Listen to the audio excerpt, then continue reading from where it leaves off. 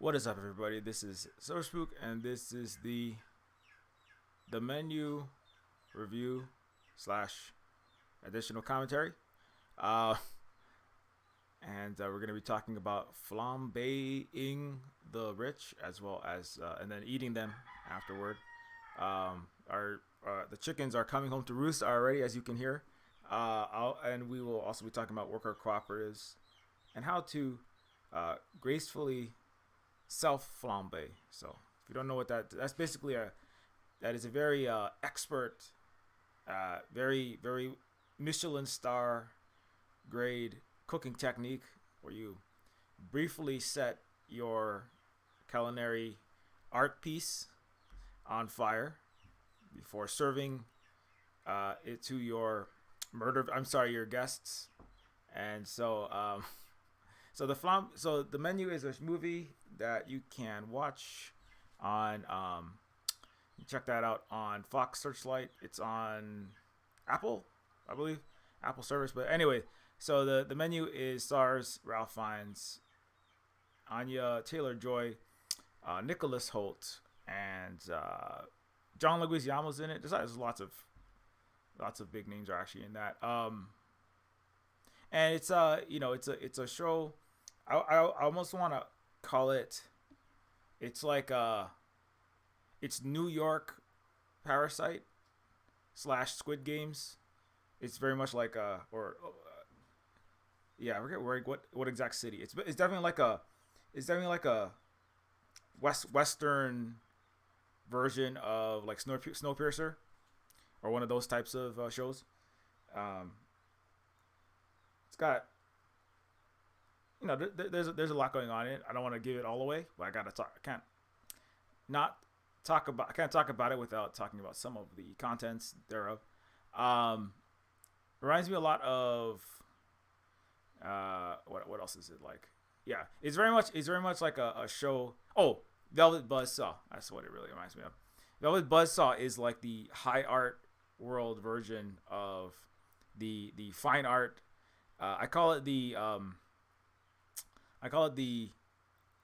multi-billion-dollar money laundering scheme, pretending to be the art world. Right, that's really what it is. It's about moving hundreds of millions of dollars across the world in Van Goghs rather than in laundry machine size stacks of Benjamin Franklin's, right? And so it's not really about art, right? And the Velvet Buzzsaw is a horror, it's definitely like an Ice State, Cannes Film Festival, award. It is a Golden Globe and Oscar bait film, right?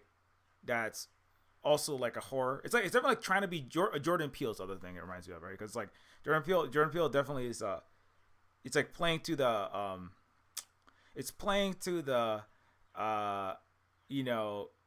professional actor Criterion Collection crowd of like high art and high film, but then it's actually like a horror film that's critiquing that entire culture of what counts as upper crust 4-star cinematography and entertainment.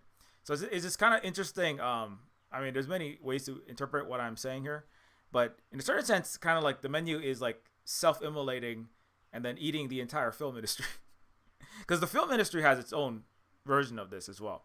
Right? It has the multi-trillion-dollar McDonaldized, right, saccharine, for the unwashed masses Marvel movies that make all the money. And then the film industry has the, right, it has the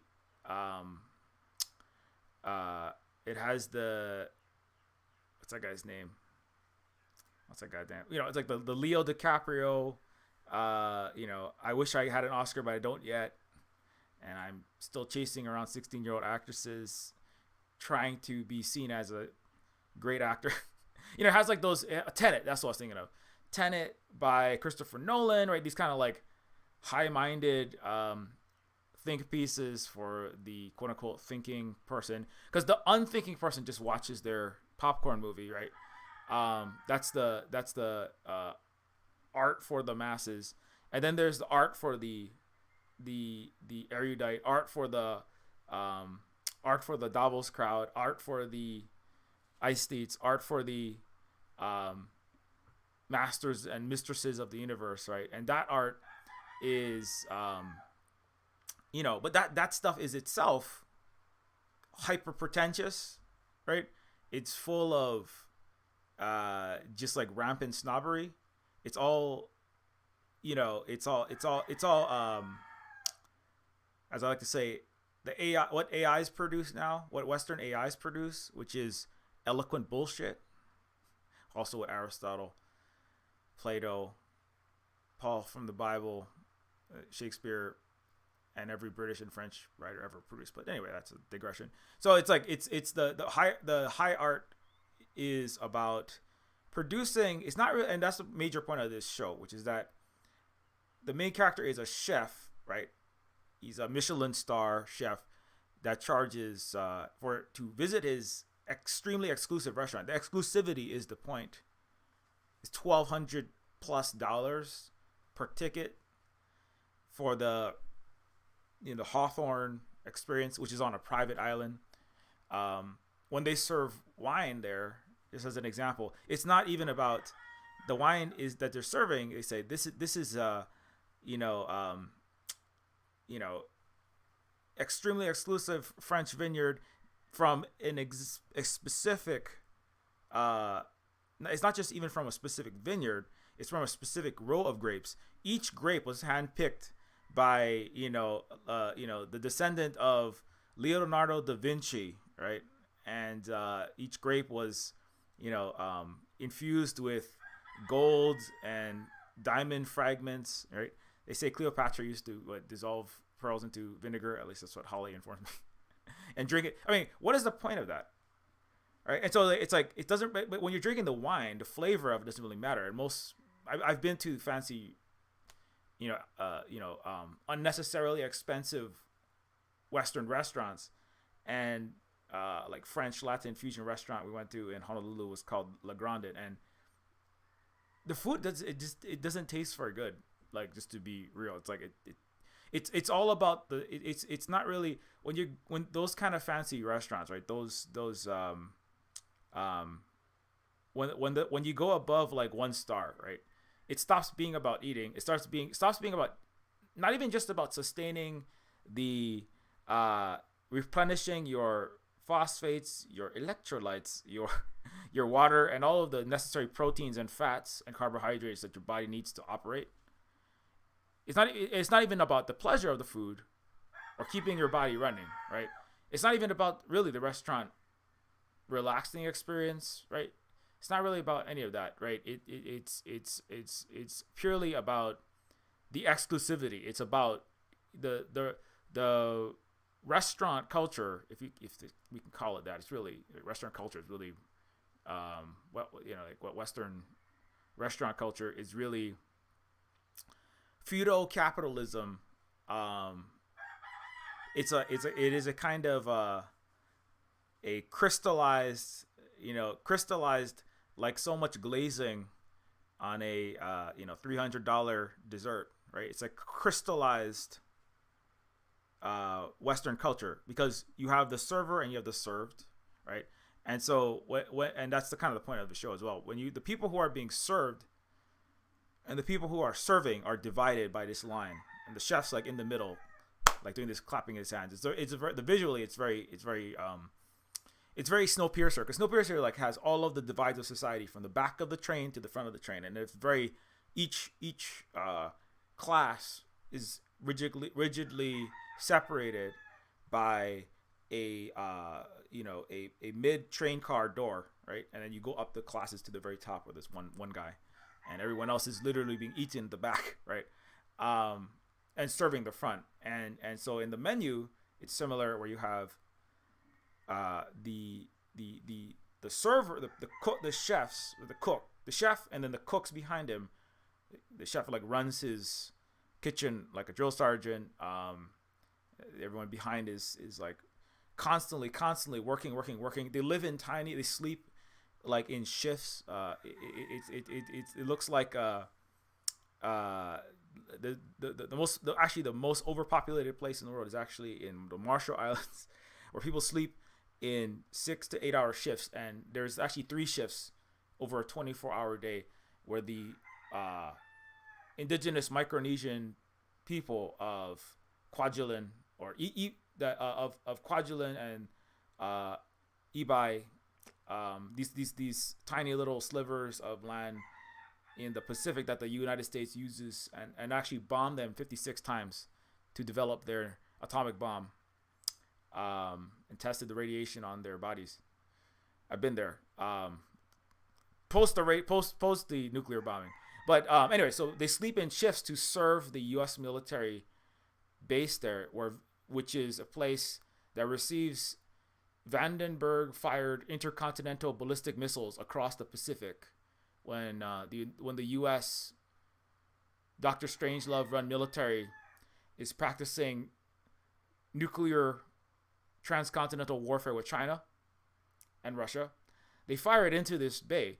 And my point is that the people that are operating that, right, the generals and the Nancy Pelosi's, while they're not visiting Taiwan, they stop off there.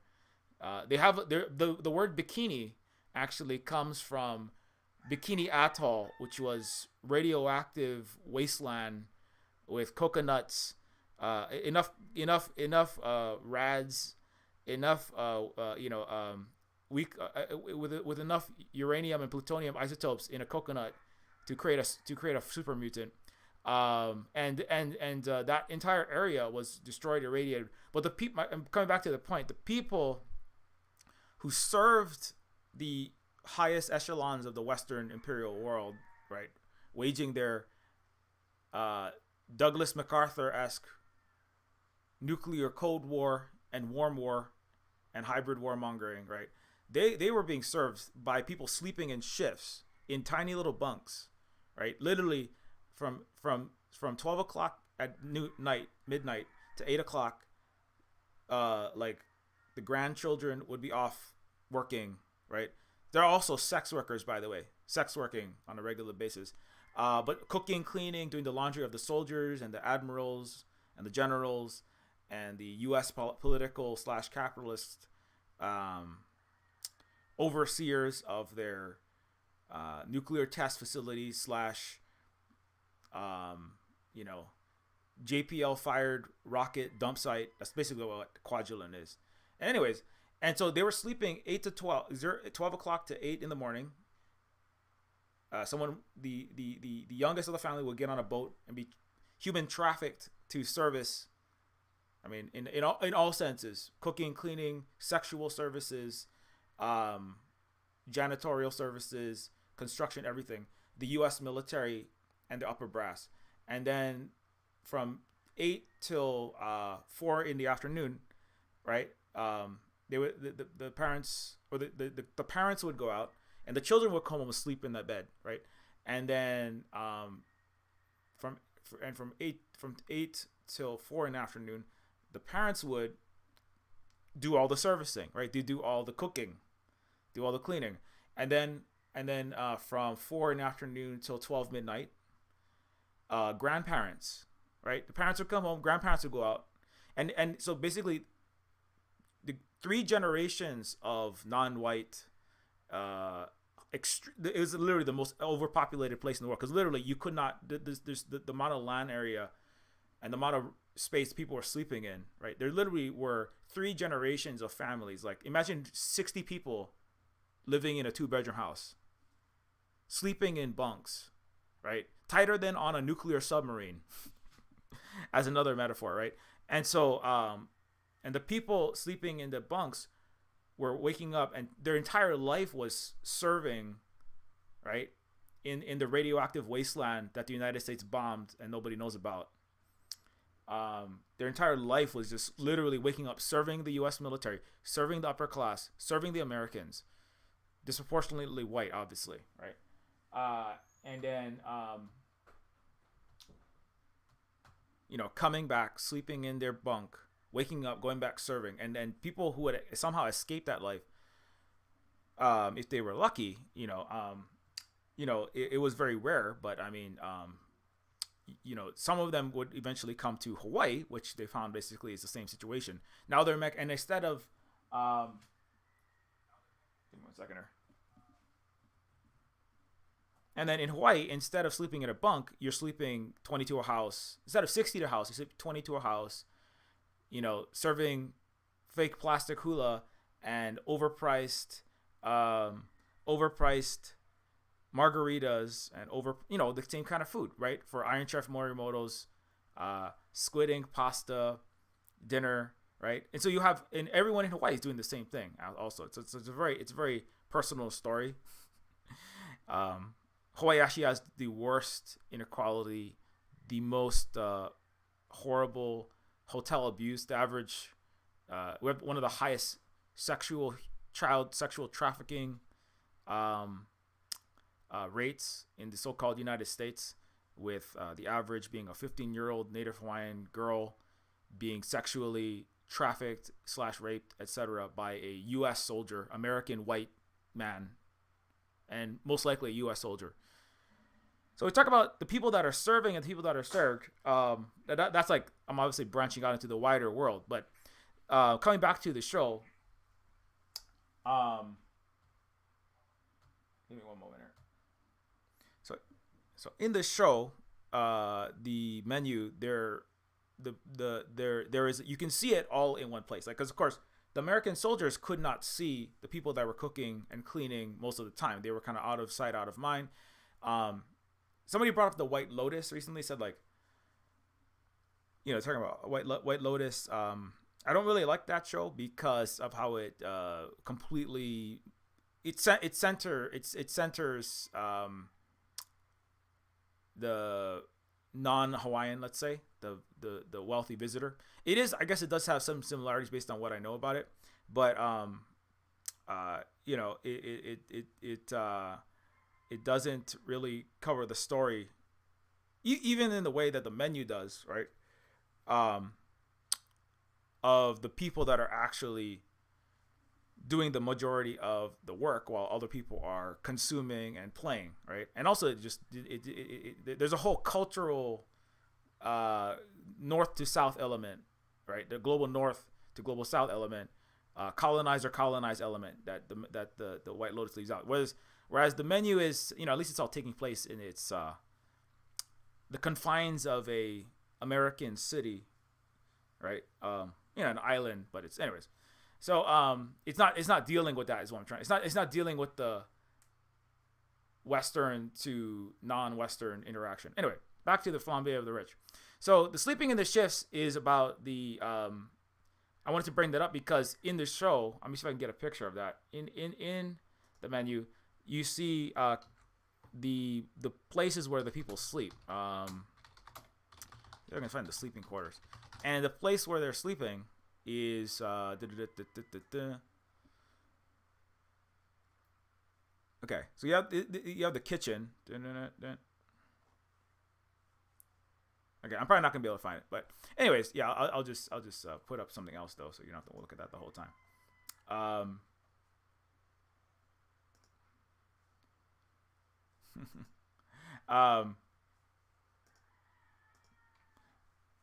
And so, in the menu, the kitchen area, you have the kitchen area, as you can kind of see in the back. Can you see it there? There, you can. It's not the best picture, but you can kind of see it in the back. You have the kitchen area, and then you have the dining area, right? And so the people in the kitchen, right, are visible by all the diners, and they're constantly working. They're just working, slaving over with their Paco jets, churning out this incredibly expensive machine that takes any kind of edible product and basically like a snowmaker, like blasts out. That's what Holly explained to me, because Holly's actually worked in some culinary job situations.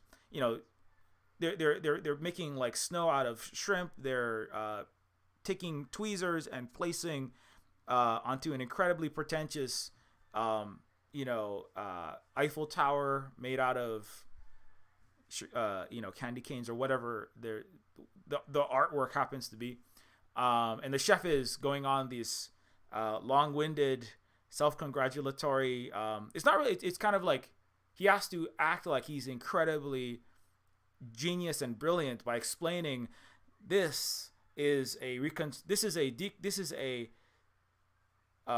visualization of the island that we're currently on, and it's like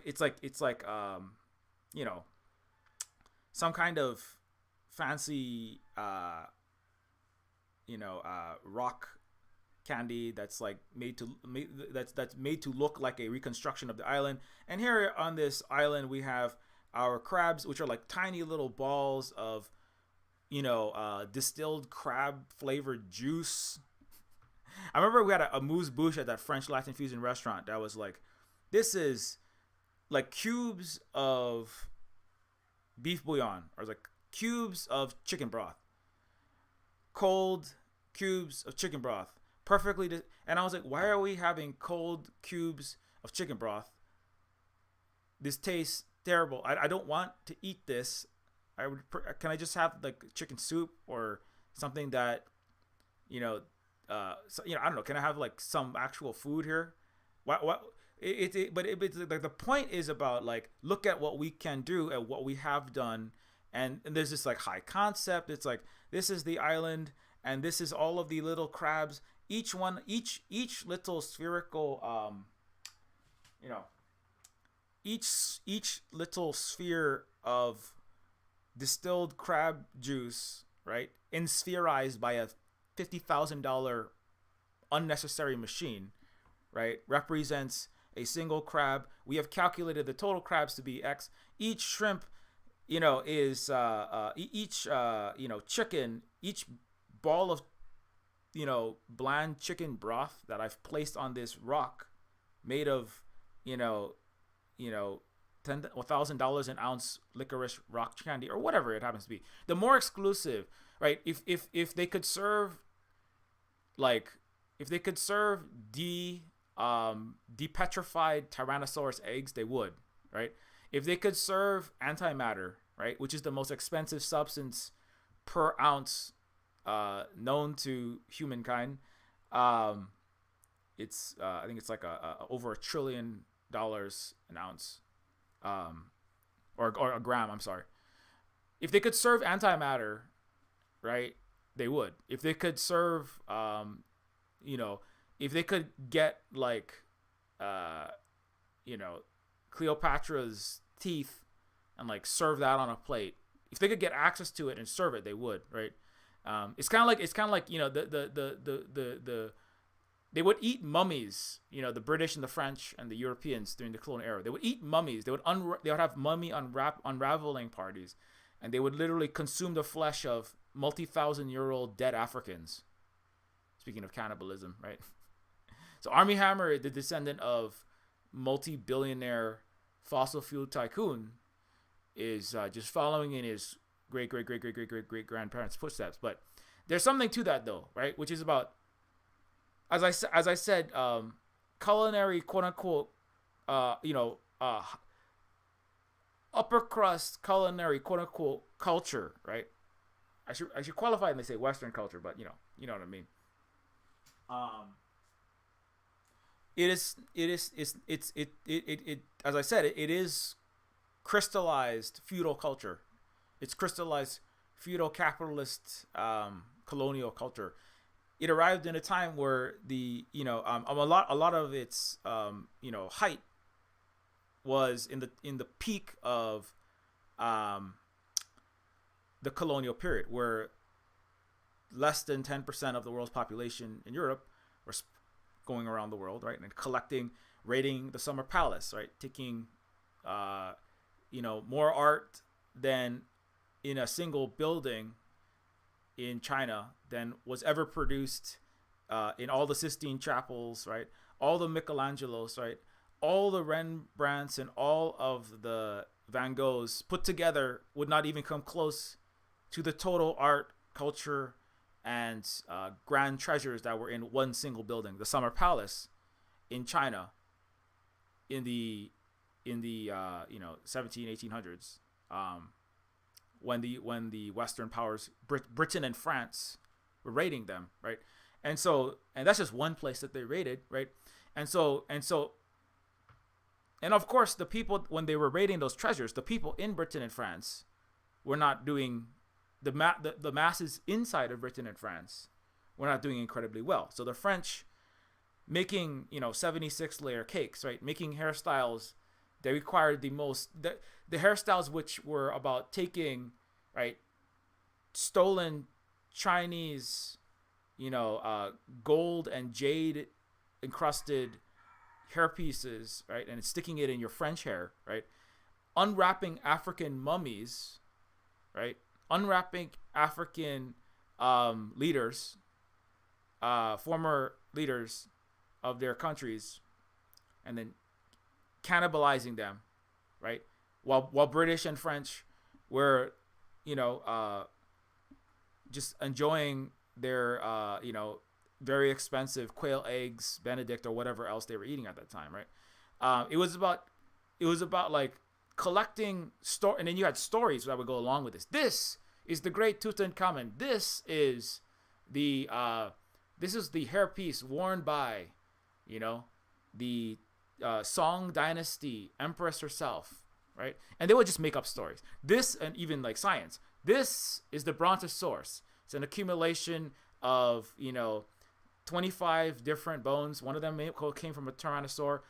This one is a used turkey bone that came from a cow's ass, and you stuck it together and you put it fraudulently, but it didn't matter because for the British and for the Europeans, right? Kind of like it's also the point of the show. It's pretentious. It's BS. A lot of this is just made up. Whether or not there are exactly these high-minded, high-concept art pieces, right? Whether or not there are exactly like each little sphere, right? In the little art creation, the little food art that is a recreation of our island, right? Whether each sphere actually represents the exact number of crustaceans, chickens, and seaweed, right? It's immaterial. None of these wealthy snobs are gonna look that up. They don't care, right? Again, eloquent BS, right? Which is what Chatbot GPT turns out. So everyone's out of a job that used to write for cooking magazines now. Or I'm sorry, professional gatekeeping publications. These rags called art, food, and film critic reviews that about separating the served from the served from the servers, right? And that's also a point of the show. But it's like nobody cares, right? The food tastes like crap in these incredibly expensive restaurants. That's what the girl in the center there is about, being the working class normal human person showing up, and it's like, I don't understand any of this. This is I'm starving. I'm not eating enough. Every time the average person goes to one of the restaurants, you leave having eaten like maybe 35 calories, and then you have to go have a McDonald's, bacon double cheeseburger and fries and some sugar water after that to just keep yourself alive before you go back and spend all your day. If you somehow saved the $400 to go to one of these ridiculous, overpriced, cultural barbarism perpetuators that are fine dining restaurants, if you're able to muster up the money as a regular average, 20 to 60,000 a year making person, you're gonna leave that French Latin fusion restaurant. You're gonna leave that modern mummy consuming ritual. You're gonna leave that you're gonna leave that overpriced, too many emu, ostrich, and quail egg filled fraudulent experience that is the restaurant experience. You're gonna leave that restaurant starving. I mean, save the emus. You know what I'm saying? Save the emus, right?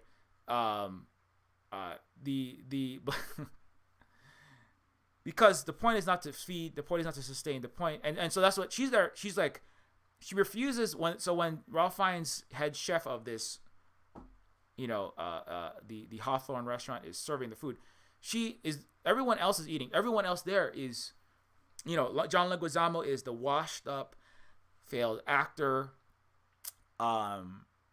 makes $1 million per picture, but is just phoning in, just kind of like crappy, same old schlock movies that he doesn't really care about and knows that they're not very good, right? John Leguizamo was like, yeah, I was in some Marvel waste of celluloid. I don't even know if any actual filming happened there. Maybe an AI just wrote the entire script, and some other 3D computer generated, Western propaganda makers made all of the characters, and maybe my face was just deep faked in. I don't even know. I think I just showed up on the set so they could claim that John Leguizamo was in a movie, right? It's kind of like it's a kind of a, as I said, right? There's the capitalist Western content for the masses, the gruel for the hoi polloi, and then that's what John Leguizamo's character is doing. And then there's the people who make the also crap, but differently crappy crap for the ultra rich, right? or the rich and or people who aspire to it, right? And and so this movie is kind of like we are doing the Hawthorne $1,250 restaurant of cinema, right? If you look at who's on it, the way that they market it, it's kind of like this is for the upper class. This is for the people who read Jet Setter magazine, right? And just as one example of what they sell, right? This is for the people who buy wine carrying luggage.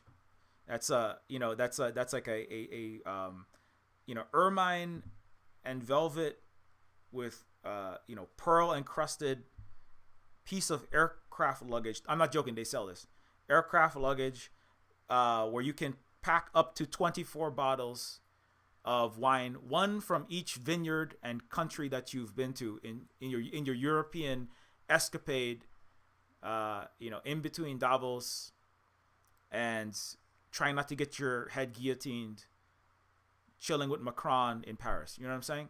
So like, and I looked that stuff up because I working on Neofeud too, so I need like lots of I'm a US, UK, France expert. That's my Silver Spook is I'm a Euro watcher. You know what I'm saying? I'm an Anglo watcher. I'm a Francoid investigator. Gotta watch those Franks. I'm an expert on Western culture. That's gonna be my new title. I'm an anthropologist of the Caucasoid type. And they have these Caucasus mountains. I'm like constantly measuring their skulls. No. Oh, somebody said like the stream. Yeah, everybody, thank you for joining. Like the stream if you appreciate what we're currently doing here. And consider supporting us through Patreon, Ko-Fi, direct donations. Share the stream with your friends and your family, your enemies, your comrades, your servants, and or your whip cracking gold crowned masters. Well, they probably won't like this stream, so maybe don't. I don't want you to get fired. So but yeah, thanks a lot. And anyway, so and like obviously if you ever played Neofeud, Neofeud is a lot dealing with a lot of that. But it's like the show is as I said, it's kind of gearing itself to be something that's consumed by the people who make it in $5 million or more in New York City. But it's actually really anybody can watch it, and anybody will be able to take a lot from it. You will feel you will not because some shows are very much like unironically, um, unflinchingly by for and of wealthy douchebags. Some shows are pure opera. Opera is one of those shows where it's like, right, opera is like definitely, I mean, not to throw shade if you just love singing in that style, and of course it's very difficult to sing in that style, but it's made for wealthy people to go to and to be seen at and to rub shoulders with other wealthy and powerful people, right? Right, and it doesn't really matter what is happening on stage. It doesn't really matter if anybody appreciates the time and effort it took into making the food. So the Nathan Holt character is somebody who is a hyper, extremely OCD, extremely psychotic, I would add, food nerd, right? He's a guy who like knows everything about the food, the chef. He's like getting mad. He's like anal retentively getting upset at and Anya Taylor-Joy's character when she starts smoking a cigarette beforehand, and he says, no, you don't do that. You're gonna ruin your palate. You won't be able to aerate and properly experience all of the rainbow of flavors. Blah blah blah blah blah blah. And she's all like, what? Don't be ridiculous, right? Stop being such a hoity-toity snob. And she's his date, right? And so he's, and so he knows everything there is to know about the food, but also he it's interesting, but he knows like all of the specifics about all of the styles of food, all of the flavors. He can like sense, oh, you put bergamot in this, but it's, he's taking it so seriously, right? The chef actually doesn't like him. And he's like the ultimate fanboy, he's like in the musical sense, he's like the professional Lockheed Martin missile firer sitting in the USS Gerald Ford, right? Making $600,000 a year, being some kind of imperial summer palace burner, or African forced deindustrialization maintainer at AFRICOM, right? Who has so much money, right? Or a Wall Street trader, right? Who is making $1 million a day, right? Making economies scream, right? Burning the planet with Antarctic melting Bitcoin farms, right? Oh, I'm so sorry that your Bitcoin scam is exploding, by the way. Not really sorry. Sorry, not sorry.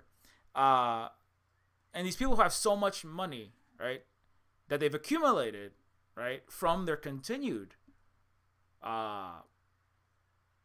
destruction, murder, and just malfeasance across the world, right? And they get a piece of the cut in the imperial in the imperial gravy train. And so those people take that money, and in the musical sense, right, and then they buy like dozens upon dozens of, I know these people, so I'm not these are cyberpunk fans, by the way, as well.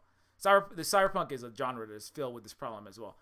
And these people buy dozens and dozens of Gibson Les Pauls, like limited edition, actually touched by Jimi Hendrix, set on fire by Pete Townsend, but unfortunately extinguished by the wet panties of a boomer when she was 30. And this $6,000 guitar can be yours on eBay, or buy it now, on whatever, coolguitarcollectors.com. You have a boomer. Everybody has a boomer parent or grandparent or uncle, right? Or a Gen X parent or grandparent or uncle, right? Who has way too many fucking guitars, 7 Harleys that he never rides, right? 56 guitars that he never plays. I know these people. I know them personally. I met them, shaking their hands, and I said, please don't go and fire missiles across the Taiwan Strait. I told him that. You know why? Because he was working for the Navy, preparing for hybrid war with China. But anyways, I don't know. I don't think he's done it yet. And so please don't Stop buying overpriced guitars that you don't know how to play with the money that you get practicing for ADIZ zone violating swarming warfare missile and an autonomous drone hybrid warfare. Just like, can you stop practicing hybrid autonomous warfare? Can you stop listening to your 4-star generals, like the Air Force general who today said we have to aim for the head and fire at a 7-meter Chinese military craft? A general literally said that today, by the way. The CNN is trying to walk it back as we speak. Can you stop doing that? Can you stop trying to burn other people's summer palaces and steal their ancestors out of their graves and eat them, and then take the money that you made stealing all the resources and then buying too many guitars? The answer is no. They keep buying guitars. They keep buying guitars. So what was my point of that story? The people who spent all that money on those Gibson Les Pauls and those limited edition Jimi Hendrix signed guitars, right? The people who spend money on pearl inlaid, rosewood from the rosewood region, of Germany, it doesn't really matter, right? It's like glass onion, right? It's very much right. We're in the Ionian Sea, right? It doesn't really matter, right, that you're actually in the Aegean Sea to the wealthy billionaire class, right, of douchebaggy white guys who pretend to be, Renaissance man geniuses who don't even know, how many holes they have, let alone a woman has, they couldn't find, they don't know where they are in the world. Like Elon can't tell where the hell he is. He's like, am I a rocket company owner?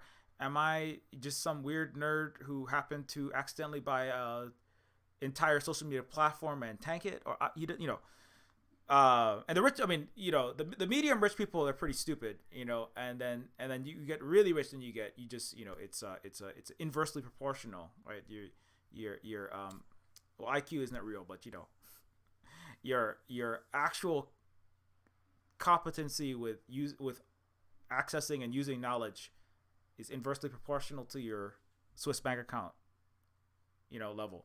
So,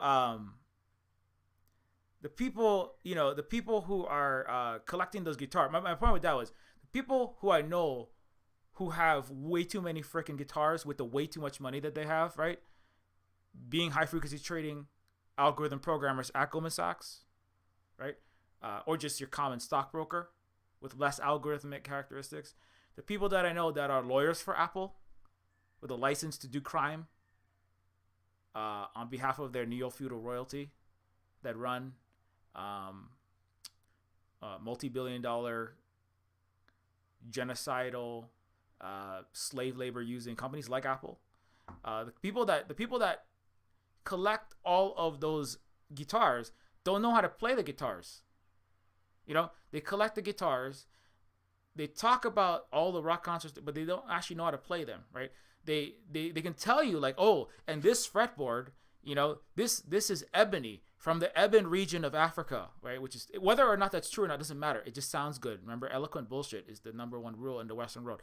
It's just like this mummy is the grandson of Tutankhamun. He had, he was confined to a wheelchair due to the degenerate genes of the black population, like actual story from from the British, and so that is why his body is, this explains the curvature of the spine in these vertebrae, and let us British kings and queens and capitalist owners, which are the same as the British kings and queens, in fact, and lords and ladies slash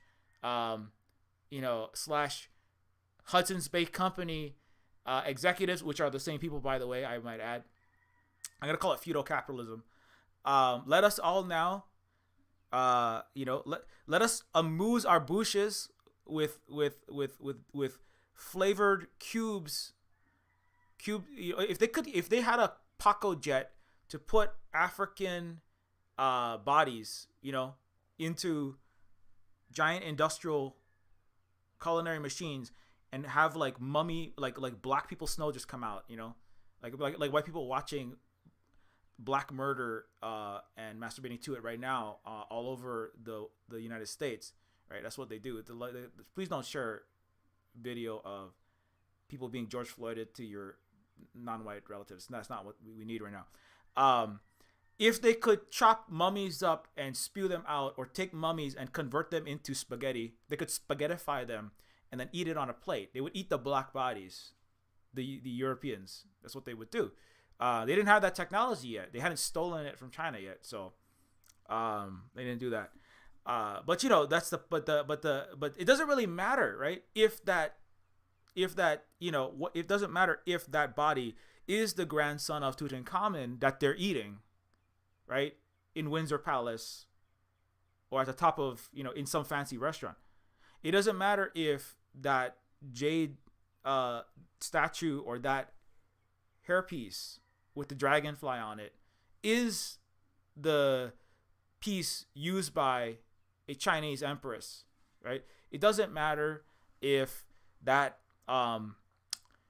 tiki, which is not even that's not even what we have in Hawaii. It doesn't really matter if that tiki is the heirloom, prized, tiki of Kamehameha the Great, right? He didn't have any because that's not even what we called them. And that's what we have in our British Museum, and this is the food that we're putting inside of our, our New York, Paris, or London restaurant. What matters is the story, right? What matters is the bullshit, right? It doesn't matter that you don't know how to play the guitar. What matters is this is the guitar that some black man, right, played, right? Jimi Hendrix. He played it, and then his sweat spilled on it, and his blood got on it. White people just love when the black, beaten, and severed body part is what they're eating. They just love that. I don't know what's up with that. What's up with that? This is the actual. It doesn't really matter, right? What matters is the story, right? What matters is the story that usually cis white straight rich dude is gonna tell to his other rich white straight cis feudal capitalist / colonizer aristo men, right? And but not necessarily all of them. Sometimes there's some wealthy ladies there, and there's some brown and black wealthy accountants for the rich white man, right? They're in the restaurant too. They're talking about they're looking at all their Excel spreadsheets, talking about the numbers, right? They don't know shit about food. They don't care shit about food. What matters is that they get seen with other richer people than them, and that will keep their position making millions of dollars, right? Doing the high frequency trading Goldman Sachs algorithm programming that they're doing in that restaurant. Or not doing it in the restaurant. On Monday, they're going to go back to work and make, they're going to try to make Cuba, Venezuela, Puerto Rico, and Peru's economy scream, right? Right before the United States sends in a coup and the death squads to go murder indigenous socialism. So, which is what they're doing right now, by the way. They already killed 60 in Peru, indigenous socialist protesters. So, there's no actual. What I would add to this show is I would add a U.S. general. I would add like that lady version of Mark Milley that was on this camera this week, right? Talking about how we have to get our Central and South America back. Remember that? There should be a general somewhere in that room, right? Talking about making economy scream. Right? Eating vast quantities of overpriced, spherized chicken and cubized shrimp and pentagonal black African and South American bodies, right? Eating her naked lunch. That's another Burroughs book, but anyways. While children in Peru, Bolivia, and Brazil are being massacred and starved by her sanctions and her death squads. They should have a lady general. They should have that general should be in that room. But that's just that's my New Yorker tastemaker critique of this movie. You should have had a general in there. But anyway, I'm all over the place. But no, but like the actual my point about that is that the people that have the access and the money and the resources to acquire signifiers, right? It's very glass onion, right? The signifiers of wealth, right? The signifiers of prestige, the signifiers of the upper crust, right? I have fancy guitars, right? It's all about the story. It's all about storytelling. It's not about reality. Right? It doesn't matter, right? It doesn't matter, right? As I said, it doesn't matter if the food piece that you're making relates to reality, right? It doesn't matter if the exact number of crabs represents the number of crabs on the island is accurately surveyed and it represents each cube on my plate represents that amount of crabs, right? What matters is it sounds neat. It's titillating for the neurons of brain fogged Western diseducated people, because if you go to university you become stupider in the West, right? Like I have streams about that. You can watch those. The point is that people who know too many English words, the more English words you know, the more brain damage you become, because your brain becomes filled with more disinformation, right? Because you read too many Western books, right? So it's actually like you actually become stupid. That's why I have to part of doing these streams is like undoing the brain damage that I have, having gone to Western university and having gone to American school, and having your Hawaiian language banned. But anyways. But it's kind of like that. That is part of the point, though, right? I would argue that's even part of the show, right? It's about the show is itself. I would say it's not necessarily. It has all the trappings of, it has all the trappings of high cinema, But as I said, it's kind of not necessarily for just those people, because it is attacking and making fun of. And skewering, it's roasting, it's skewering, it's roasting, it's flambeing, upper crust culture, culinary and cinematic, really, right? And so, it is self-aware in that sense. It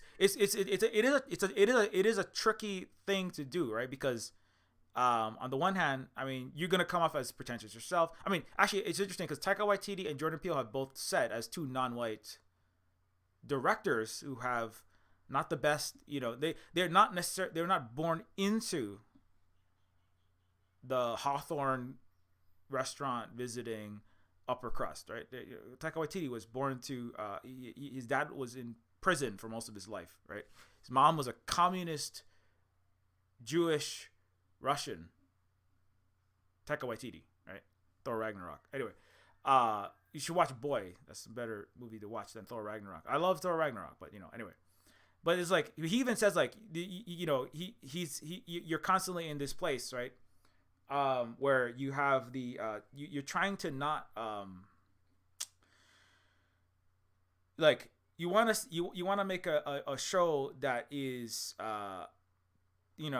about doing serious. You want to do serious art. You want to say something smart. You want to like you want to kind of make a movie that's going to make people laugh and cry and feel these emotions and accurately depict their lives to them, right? But at the same time, but you don't want to come off. You don't want to. He says this himself. Like I feel like I'm being such a pretentious dickhead, because. And I feel too inauthentic, so I have to put more comedy in there. I have to kind of make a mockery of what's happening, because it'll come off as too not come off. It will just be missing something, right? Because but this is kind of the problem, right? Which is that Western culture at all levels, but especially at the middle and upper and high crust levels of art, cinema, literature, writing. I mean, watch my previous streams on AI art and writing and garbage in, garbage out, right? Western culture is inauthentic, right? So if you are continuing in that legacy, if you just make another, if you just make another, like if you make a New York Times article the way that the previous New York Times articles were made, you're making inauthentic war propaganda and bullshit and lies, right? If you make another,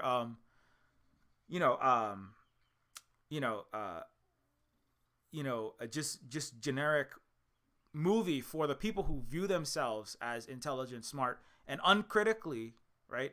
Uncritically celebrate their pedigree from Oxbridge and Yale and New York. You're making something inauthentic because Western culture is inauthentic, like in all the ways I've already said, right? You're making bullshit that's about this is a mummy. You're making this is the great grandson of Tutankhamun fraudulence, right? You're participating in the thing that's destroying the world, actually, and it's certainly destroying indigenous and black and brown cultures, and it's certainly destroying the working class, right? It's called Western feudal capital colonial culture, right? And so, but then you also kind of like don't want to just be mad all the time, even though I am, and Taika and Jordan Peele are, as non-white people from incredibly oppressed families that a lot of us didn't have family. Lucky for me, I had family, but my parents were genocided. They didn't even know that they were Hawaiian. They had the Hawaiian beaten out of them. And also, I grew up in the ghetto. And actually, like, that's in the show as well.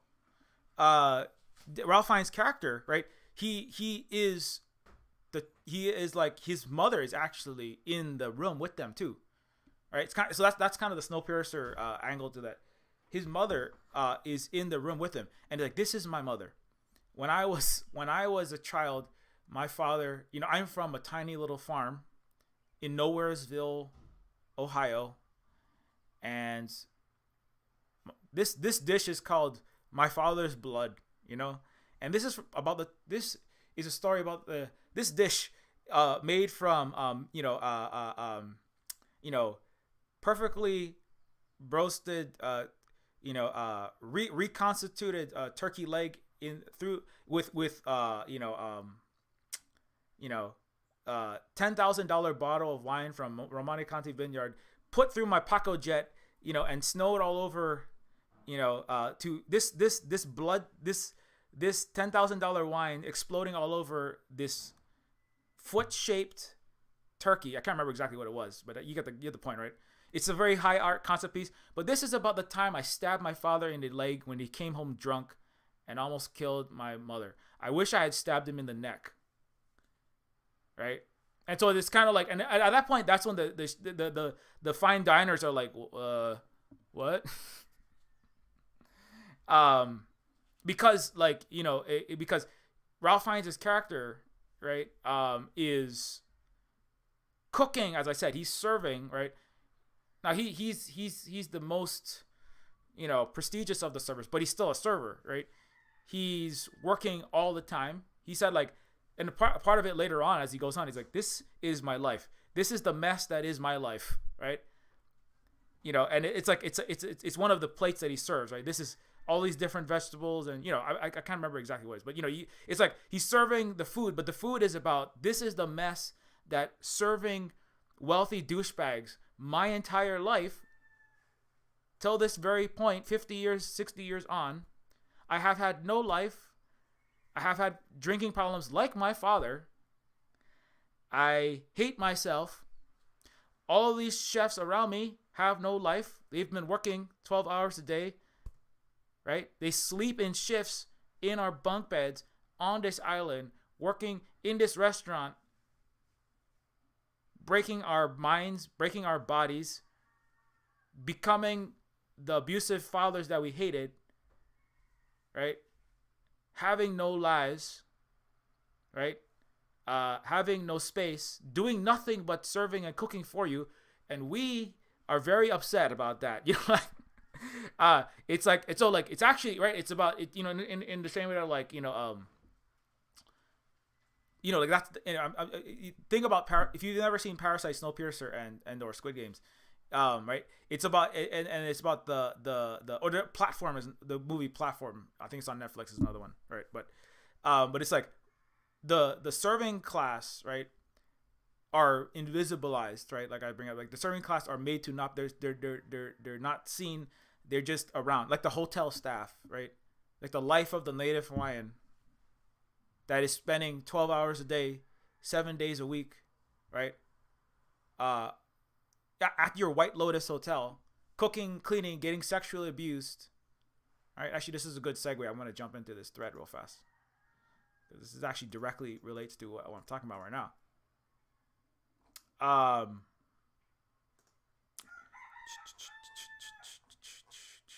Right.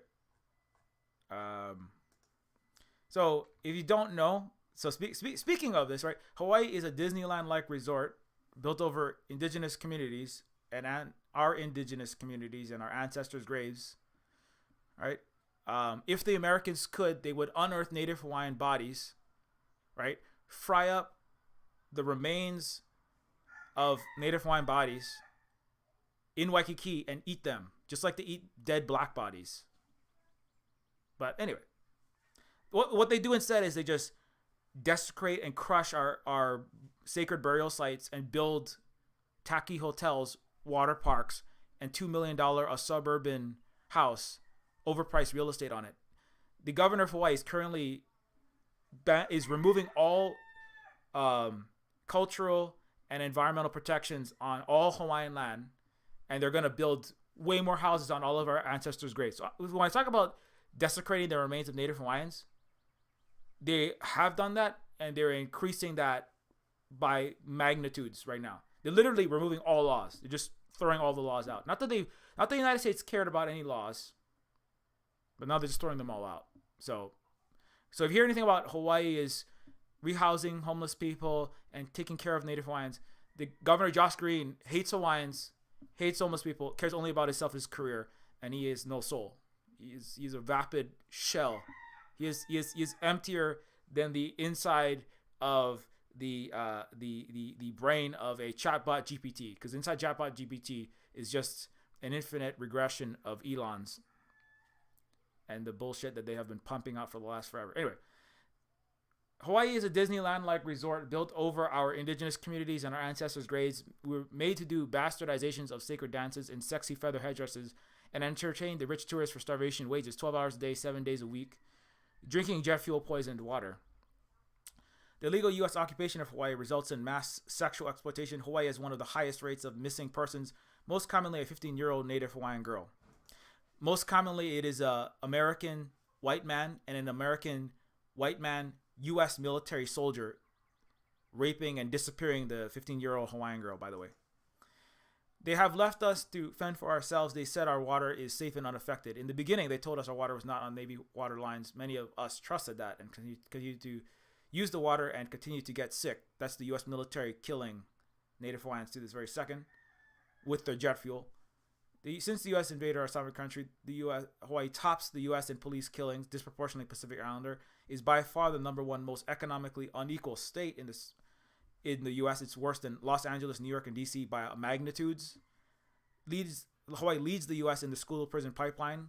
The most children are rounded up from schools by the police and put into prisons. Native Hawaiians are the number one target of the U.S. police in Hawaii. Part of the U.S. attempt to destroy our indigenous people and lifeways. The U.S. banned our Hawaiian language, nearly extinguishing it.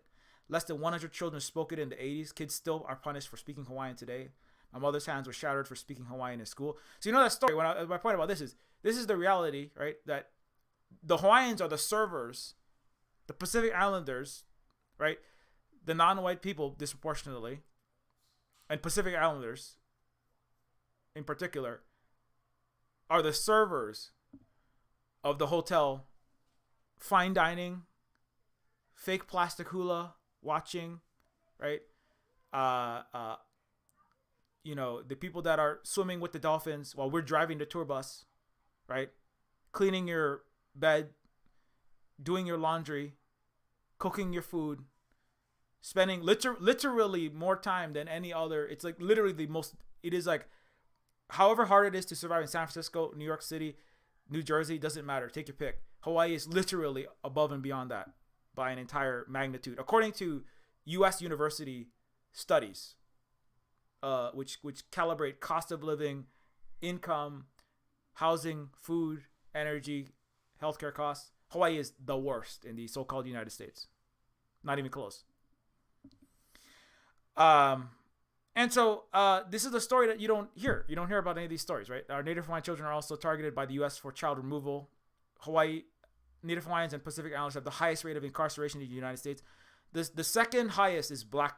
The black population in the United States is 2.5 times more likely to go to prison and be targeted for prison by the United States justice system and the United States law enforcement. There's no such thing as law and there's no such thing as justice in the West, like I already brought up. So, but Hawaiians have 4 times the likelihood to go to prison. Black population is 2.5 times more likely, and the Hispanic and the Latin population is slightly lower than that, but still overrepresented in the for-profit slavery system of the United States that calls itself a prison system. The richest man on earth own most of Hawaii. So all of the people who dine at Hawthorne Restaurant own majority of Hawaii. Mark Zuckerberg sports a 1,300-acre ranch. He bought an entire freshwater reservoir as we Native Hawaiians drink PFOS. That's forever chemicals. There 1 ounce of PFOS is enough to contaminate trillions of gallons. 1 part per trillion is unacceptable of PFOS. It's 1,000 times more toxic than almost any other chemical you can think of. And that is in Hawaii's water. Concentrated amounts of it is in the water. And you can buy bottled water at $6 a gallon, which they sell back to us. But anyways, that's all just, but my point about this is that when you come to Hawaii, you're not thinking about the U.S. occupied Hawaii is about living starting pack 22 in an apartment next to meth labs, paying $3,000 a month for that 1-bedroom meth lab, getting raped by Americans in tacky hotels, especially by United States soldiers, and then being arrested for speaking your own language and then dying in prison or of diabetes at age 39. I'm not joking about any of that, by the way. This is the streets. From now on, I'm only going to show pictures of Hawaii, actual Hawaii, which is riddled with homelessness. So whatever homeless population you have, just multiply that and then you get Hawaii. Think of the homeless population in the country you're in, right? Multiply that and then you're going to get Hawaii. So coming back, and so there's that part of the show where the anger and the resentment of the people that are the servers, the cooks, right? So I can get the menu background. The people that are actually working, right? Here's another one. No, that's the cast. Should I get one where we can see the servers and the served, like this one? Oh yeah, here we go. This is good. And so the people in the back, right, are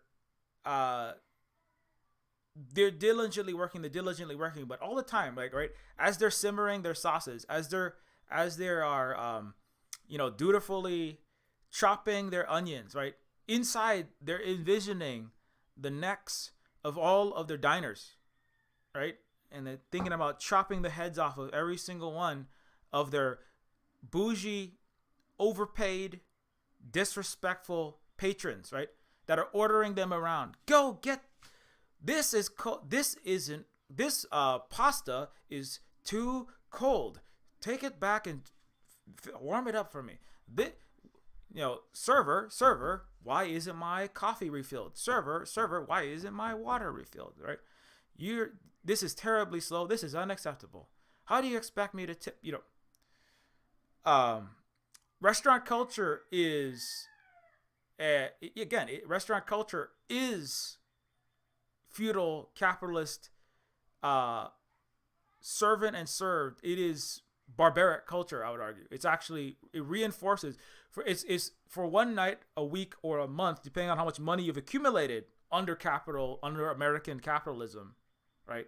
You can live like a French or British 1700s lord or lady, and you can abuse your serfs, right? You can order people around. You sit down and you give orders for one night a week. right? Or however many you can afford. If you're wealthy enough, you can do it every night at the most expensive, most exclusive restaurants in the world. And that's what they do, right? So what the jet setters do is they fly around and just figure out fancier restaurants to lord it over people in, right? And to treat other human beings like punching bags and toilet paper. So restaurant culture is actually should be destroyed if you really think about it that way. It's actually important to point out that actually in a lot of Asian culture and like non-Western culture, there isn't this whole the sit down, order people around, and the way that the staff is treated is very different. Actually, I noticed that when I came to the Big Island versus being on Oahu. The people who do work in the more Hawaiian parts of Hawaii, like where we currently are, also disproportionately populated by worker cooperatives, and police have done 0 evictions in 7 years. I should add that. As those are actual concrete signifiers of the actual socialist, non-capitalist, non-Western, non-colonial culture. And so when I came here, I remember like coming through just going to any restaurant, even a McDonald's, right? Because we got here, we had basically nowhere to live, nowhere to stay. We had no house. We were literally homeless Hawaiians in Hawaii. That was not the only time, but one of the times we were homeless Hawaiians in Hawaii. And I remember like when we were going to the restaurants or going to just Walmart or any kind of store. I'm used to Oahu, right? I'm used to the more Americanized, Westernized place where you can scream at someone, you can throw hot fries in the face of a McDonald's employee, and they will eat their own tears, right? And they will put that free smile on, right? The hula dancer, you can make lewd comments and wolf whistle, cat call, right? You can grab ass, do all the most abusive sexual or just abusive general things to your hula dancer, your Mai Tai server, your food server, right? Your pineapple and fake plastic luau poi server. You can, just scream at them, and they smile at you, and they eat their own sadness and humiliation, and they go, "Oh, I'm sorry that that our service wasn't up to your standards, right? Otherwise, they're fired." And then, right, and that's Western culture. That's right. There are people that have everything, there are people that don't. Right? It's not Hawaiian culture. There was no such thing as hoarding of anything. And that's and also a lot of non-Western culture is you don't disregard. There's not like a expectation that the people that are doing the work, sometimes they call it the working class when anybody has any consciousness, class consciousness or otherwise in the West. Most people are unconscious right now, too busy dying from their permanent brain fog from their 5th round of COVID-19. But for the people that are conscious, right, there's an expectation that people that are working are just going to be taking all forms of abuse at all times, even working class people, to show how much they have climbed a ladder. Somebody brought up, right, I think it was somebody quoted James Baldwin because there's horrible police murder. The black cops can be some of the worst because they are trying to prove that they are not like the other African people, right? And that's certainly true. The working class people going to restaurants, like my aunt is like not wealthy. She just worked at a Social Security check. She handled, people's license, registration, bureaucratic, Social Security check, discrepancy. She's just a random clerk for the government, not making tons of money, right? In an anti-government, starve the beast United States occupation of Hawaii.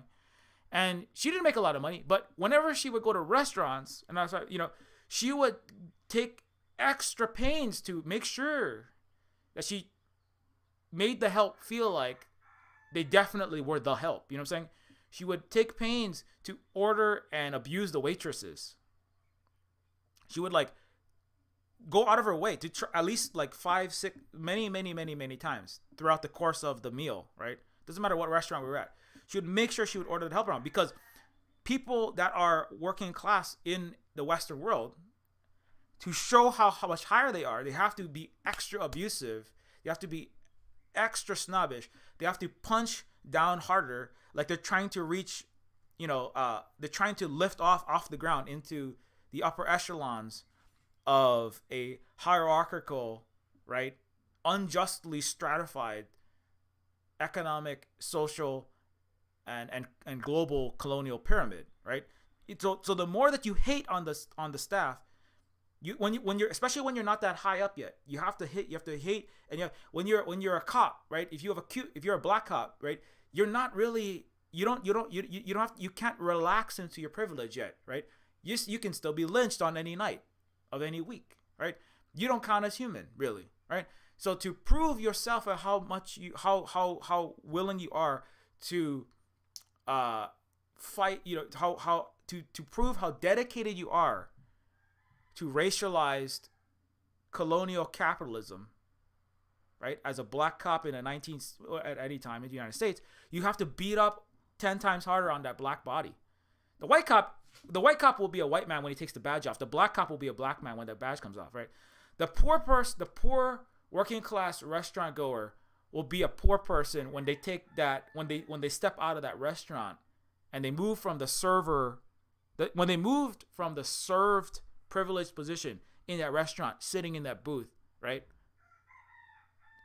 back into the real world where they're just some working class nothing, when they're just a serf, a slave, an employee, right? Just something to be stepped on by other people to elevate them, they're being stepped on all day by their employer, right? Being kicked down as their labor value is being dumped into the pockets of Mr. Corner office, right? My aunt was just being stepped on by the U.S. government that is illegally occupying Hawaii to wage imperialist warfare into the places that they raided summer palaces previously, like China, right? Korea, Vietnam, Afghanistan. And so my aunt, when she had her one night a week, right? She's not even white, she's Asian. So she's an Asian working class woman. So to prove how much better that she was, to kick herself upward and to punch down to launch herself upward, she was extra abusive to the other people in the context of the restaurant, because the rest of the week she would be being stomped on by someone else to elevate themselves, right? The governor of Hawaii, right? The general with his 4 stars and his 56 guitars, right? Kicking down on all of the native Hawaiians, dumping jet fuel, right? Dumping jet fuel inside of her aquifer, right? She was just another Asian to be massacred in the street. Once you leave that restaurant, you're just another Asian to be knocked down like a 96-year-old elder for looking Chinese while actually being Korean or whatever you were. Didn't matter, right? Once you take off the badge, you're just a black cop. Once you leave the restaurant, you just nothing again. So while you're in the restaurant, you have to, So that's what restaurants are for. Restaurants are for reinforcing in the minds of the masses under a Western barbaristic hellscape system, right? Capitalism, feudalism, any of those, doesn't really matter which one. They're all fused together. Restaurants are places where people get to live like a Disney princess. Or just a princess. Disney is where the West dreams and reinforces the idea that Europe and feudalism were ever good. You get to be a lord or a lady a day, and so that you continue to dream, right? You dream your temporarily embarrassed millionairedom, and you kind of it's about manufacturing consent to continue this abusive system, because maybe one day you'll be able to eat at restaurants every day, right? Like, here's a little taste of it. But one day, maybe you'll have your own employees and your own personal chef, like Oprah, right? Maybe one day you'll be able to order people to make your Paco Jet shrimp flakes and your emu eggs Benedict with squid ink pasta and Tyrannosaurus leg and decanted, dead Incan 1,000-year-old dead Incan body souffle. Right? And maybe one day you'll have full feudal / capitalist / colonial privilege. And so that's what restaurants are really for. Western ones anyway. But in Asia, it's like the people that are cooking is actually interesting. There's this video of this Chinese person, street food vendor in China, cooking McDonald's style burgers. Like they're cooking. They had a wok where they were cooking Mongolian beef and different stir fries. Chinese cooking and Asian cooking just beats all European cooking hands down. But that's why they have to call the Chinese food is cheap, right? When people say Chinese food is cheap and the MSG is giving you indigestion and making you vomit, right? That's because the West doesn't know how to cook. And they don't know what flavor is. That's why they have boiled nothing meat on watercress flavorless sandwiches in the upper classes of Britain. And French cooking is butter and garlic and sticking your head up your ass. That's basically what that is. So the Europeans don't know anything about food, hate pleasure because of their weird puritanical wanting to distance themselves from the East and the South because there's too many cheeky nandos, there's too much curries, and so to separate themselves, they self-immolated their taste buds, and so that's so that's why Chinese food is called cheap, because it's actually good, and also cooking meat with the vegetables together tastes better, and also the body actually is unable to process with its enzymes and its digestive juices vegetables alone. Like Hollywood, we're talking about that, and that's why nobody eats vegetables in the West, is because everyone's horrible, but being horrible to yourself and other people, and then can help you escalate your money and power privilege, and that's what matters the most. So as an expert on the West, I have a PhD in UK, US, French, Roman, and Greek study, and what I've come to my conclusion is that like making sure that you have more money, power, and ability to be an asshole to other people is Western culture, and so making your taste buds cry, right? Constantly chopping pieces of your body off, right, with plastic surgery to conform to Euro beauty standards, hurting yourself, eating boring, sad food, being malnourished with your amuse-bouches and your 35-calorie Paco-Jet bullshit is more important, right? Hurting yourself, but having more power to hurt other people more. That's the heart of that is the pièce de résistance, as they would say. That is the great genius. That is the genius. That is the crux. That is the soul of the West. It's about hurting other people and hurting yourself, right? Especially hurting the global South and hurting Asians and Africans and indigenous people. They really like doing that, and eating their ancestors' dead bodies, also like mummies. Hurting yourself and hurting other people so that you can get more power, more privilege to do more of that, for no other reason than the joy of hurting other people. It's very sadistic culture, very interesting, very weird. Thank God European and Western culture is going to die soon.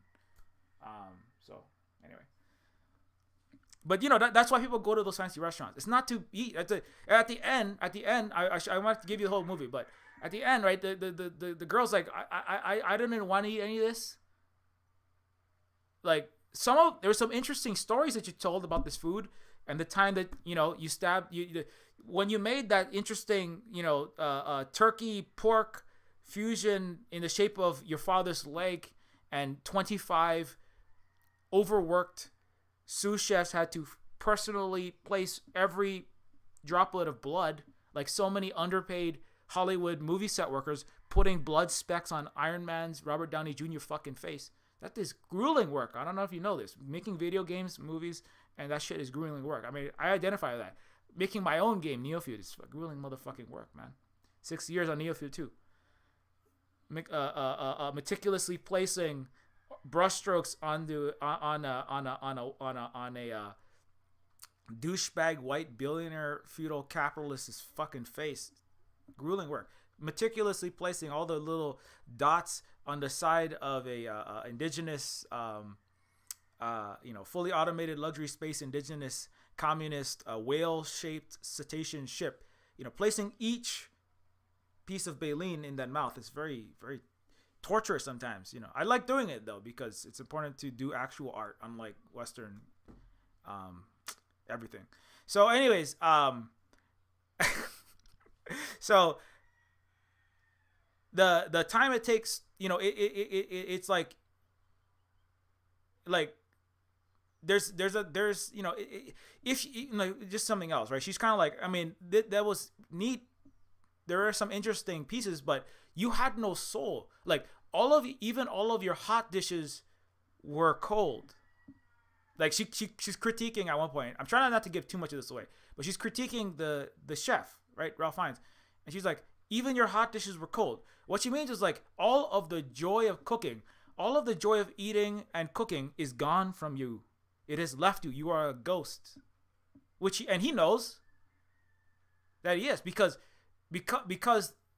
right, this they don't say Western culture, but the snobbery, the gatekeeper, food critic who is just constantly running her mouth, right, and makes and destroys people's entire cooking careers, who they've gone to multiple years of school for, just by writing a bad review, right? And all of it's eloquent bullshit. None of it is real, right? Like Velvet Buzzsaw, just one art critic's, right? Oh, and this banal and tacky installation was as interesting as watching paint dry. And then one art critic could destroy, the sculptor or the painter's career. One well-positioned tastemaker, right, the gatekeeper of culture, and at one point he like serves her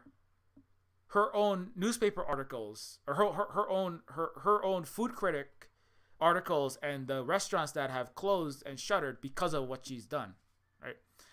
And so you have them, and then it's like, it's kind of like, you made, and she also made his career, right? So he acknowledges, without these tastemakers, without these gatekeepers of culture to separate the working slaves, servants, serfs from the masters, lords, CEOs, slave masters, etc., upper class and rich, without the gatekeeper in between, right, maintaining the divide, like in Blade Runner 2049, there's a wall that separates kind, right?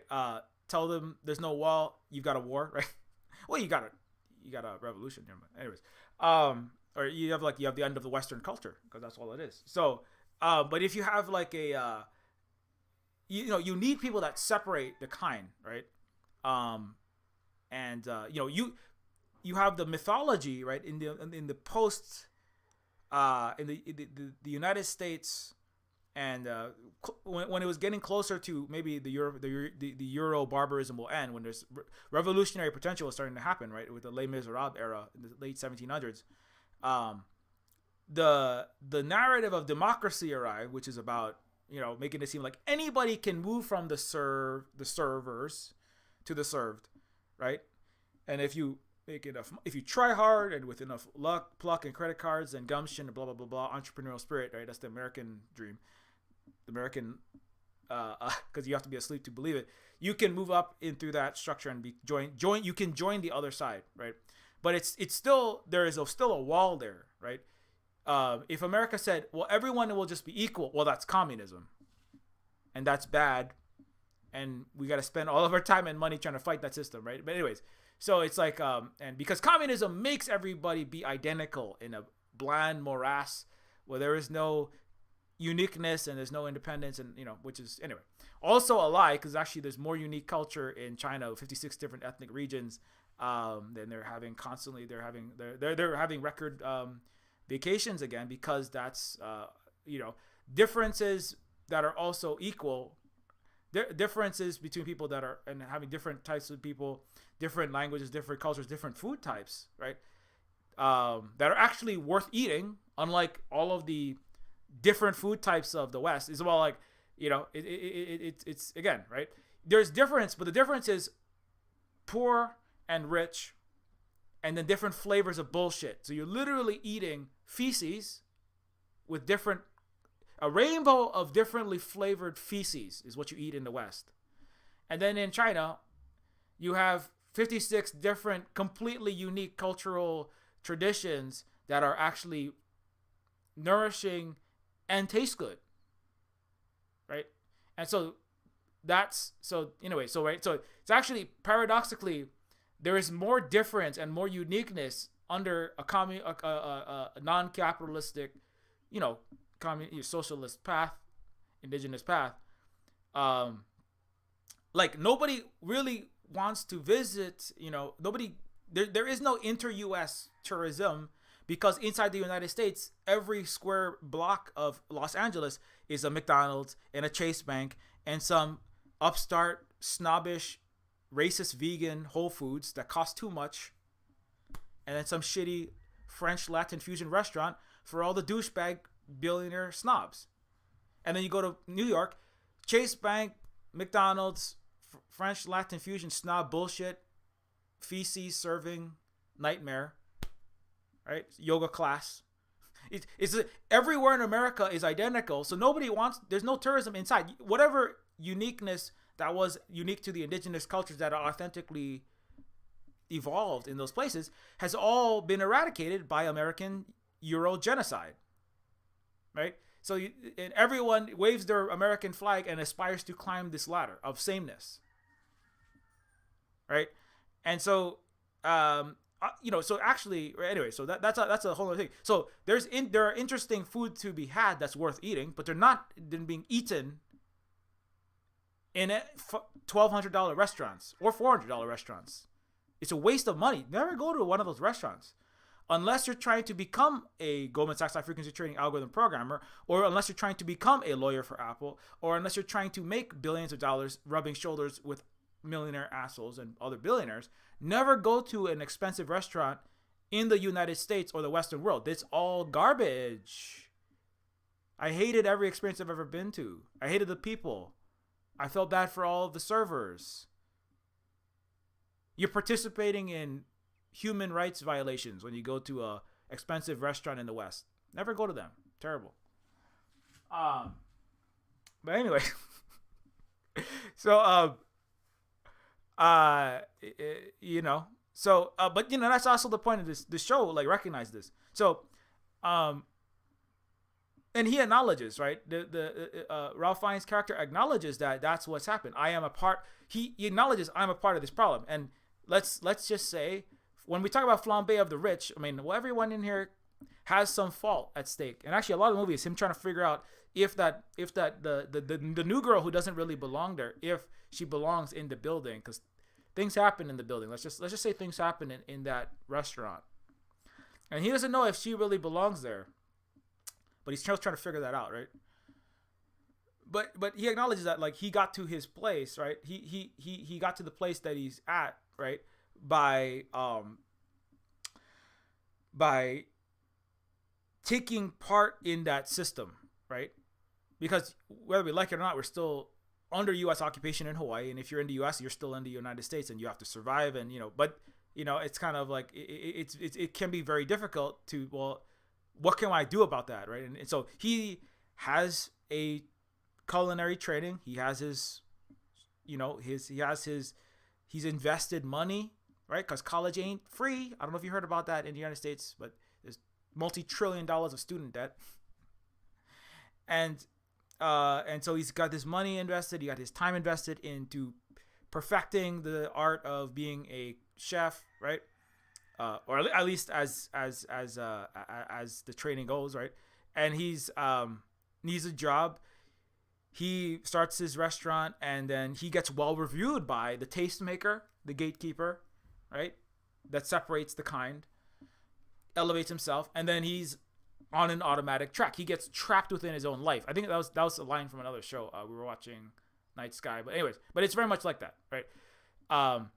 College debt and mortgages college debt is a financial invisible shackles that the plutocratic upper classes put around your neck invisibly. You don't realize it when you're getting it, but then later on you do. And once you're trapped in your life, right? There will never not, until the United States dies, there will never not be multi-$100,000 student debt and mortgage debt and credit card debt and vehicular debt. That's all about entrapping you in your own life, in your own career, in your own LinkedIn network, right? So everybody looks like looks like they're crying inside on LinkedIn when they're smiling with their ridiculous,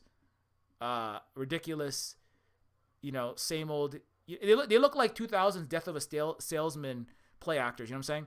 With your stupid fake smile, Hispanic woman, black dude. They're like, I hate myself, but I'm parting my hair this way, making myself look like a white man or a white woman, so that I can, right? Because you're locked into your own life as a lawyer for Apple, as a, I wish I was tenured professor at UCLA, as a, right, fancy chef for some $1,200 a night restaurant, as a, Wall Street trader, the accountants, like the guys on the right side, like what I would have been, as a tastemaker, person with an English degree, writing nonsense, right, that sounds beautiful for, Vogue or whatever you write, not Teen Vogue, but all the other garbage, New York Times, imperial propagandists, as a once talented, now vapid, hate myself actor like John Leguizamo's character. You are locked into your life, right? Or you can be in your life, or you can exit your life and then go be homeless, or be destitute and be frowned upon and be shit upon, right? Because there are all the other people.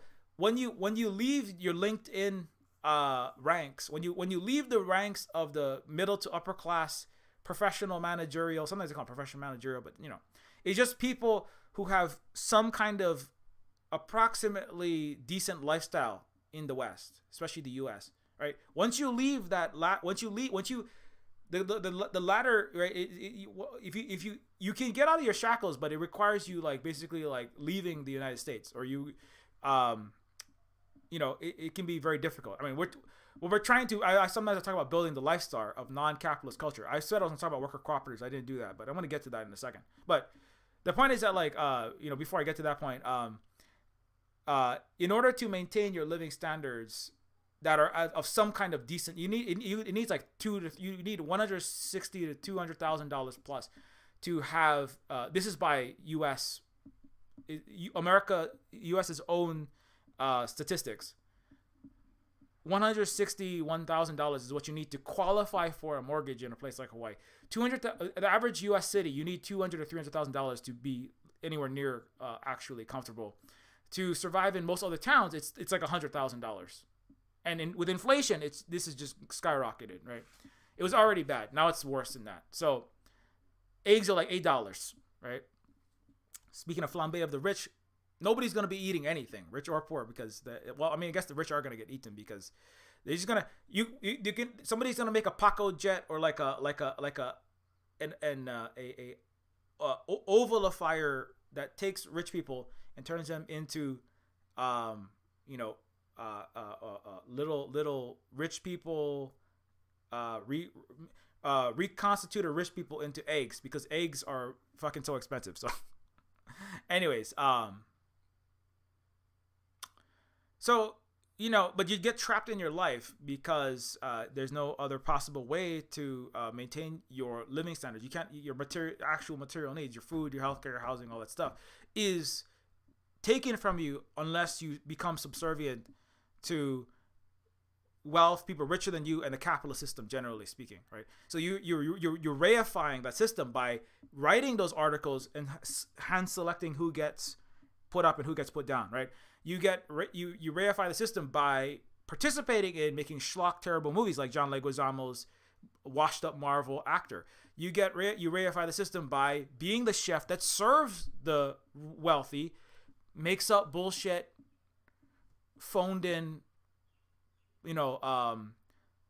Michelin star food that's basically 4.5 hour long stage plays. They're like 4.5 long food operas that aren't even that interesting. Half of the people eating at the restaurant don't even care about what he's saying. The one guy, the white guy with his troubled marriage, he like can't even remember a single dish that he had. He's been to the restaurant. He's the VIP, most valued repeat customer for the restaurant, and he can't remember a single dish that he's ever had. He just shows up, eats the food, and leaves. Right? Half the people don't even really care. And then there's the one rich douchebag food nerd that hates other people, is abusive to his girlfriend and or his date, and is just a terrible person, but worships the chef. No one else really gets it. There's the food critic, who understands something about the food, but also only puts out bullshit, right? And self-important, self-righteous snobbery, and makes and destroys actual people who do cooking.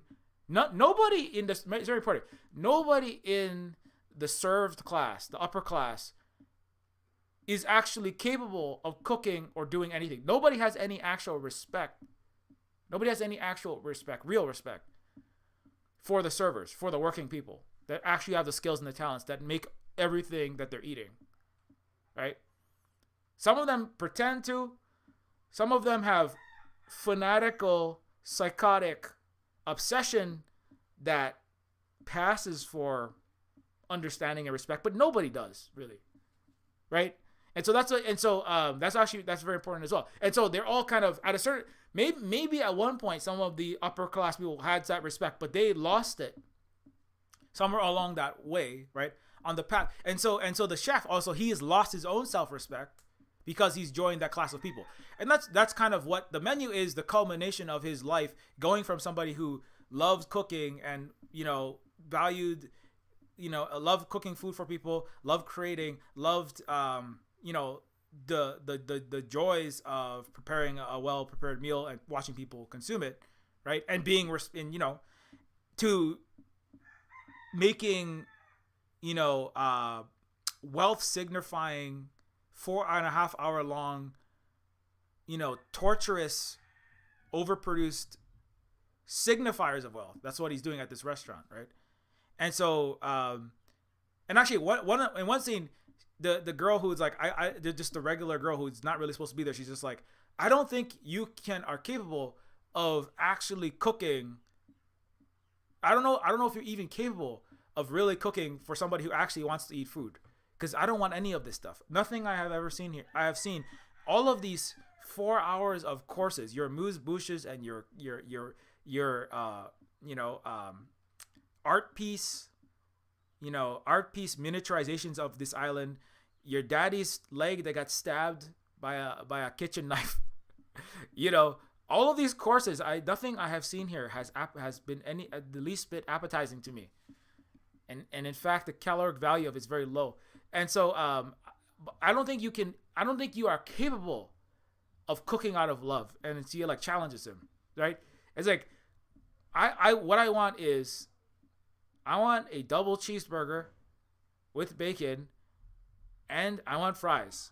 That's what I want. And I don't think you can make it. And it's like, that scene is like, it's one of the best scenes in the movie, because he alone is just like there cooking for the first time in like years probably, because he actually wants to feed people and actually wants to cook something that somebody actually wants, rather than just performing empty actions to maintain the most nightmarish system ever known to the planet. You know what I'm saying?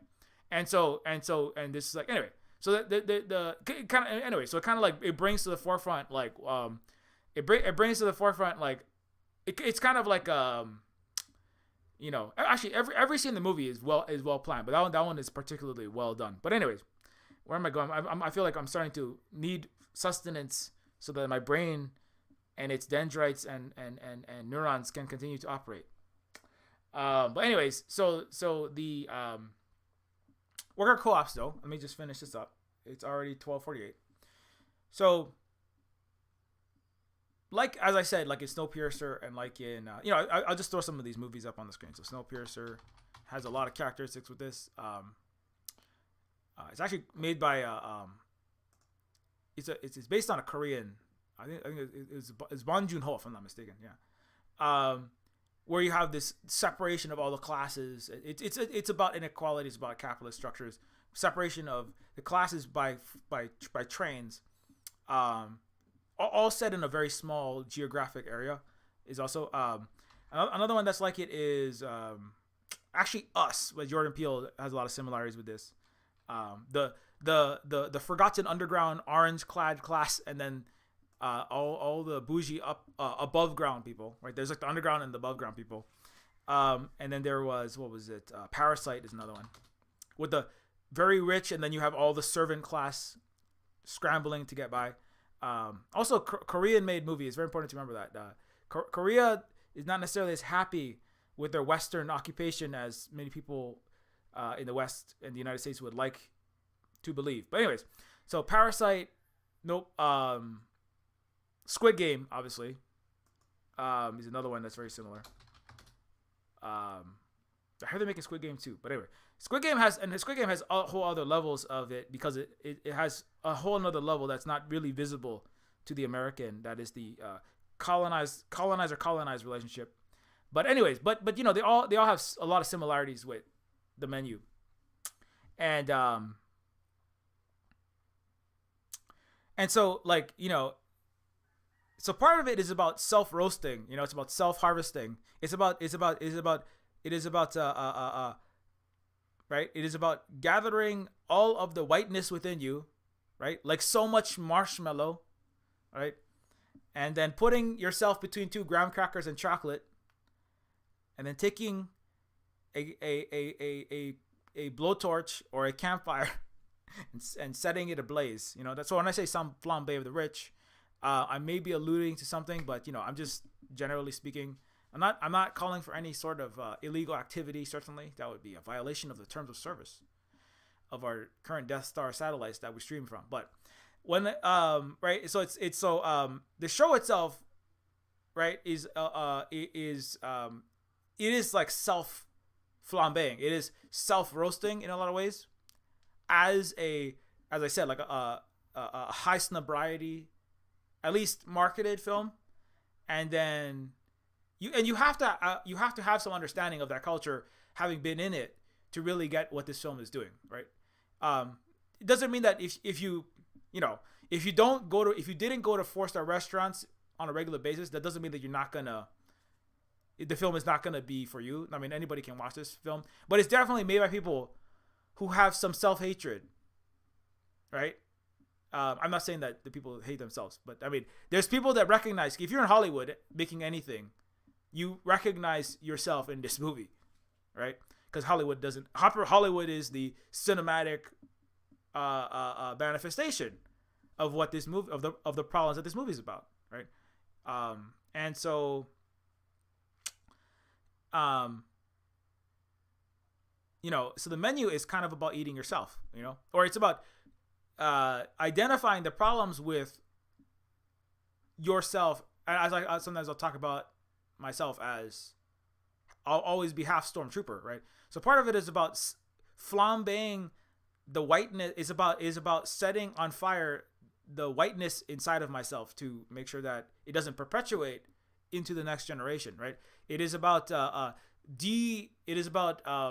de-westifying one's own consciousness, psyche. Not, decolonizing is a word that gets thrown around so much it's almost meaningless at this point sometimes, but we're talking about like but not just psychologically, but also in actual practice, right?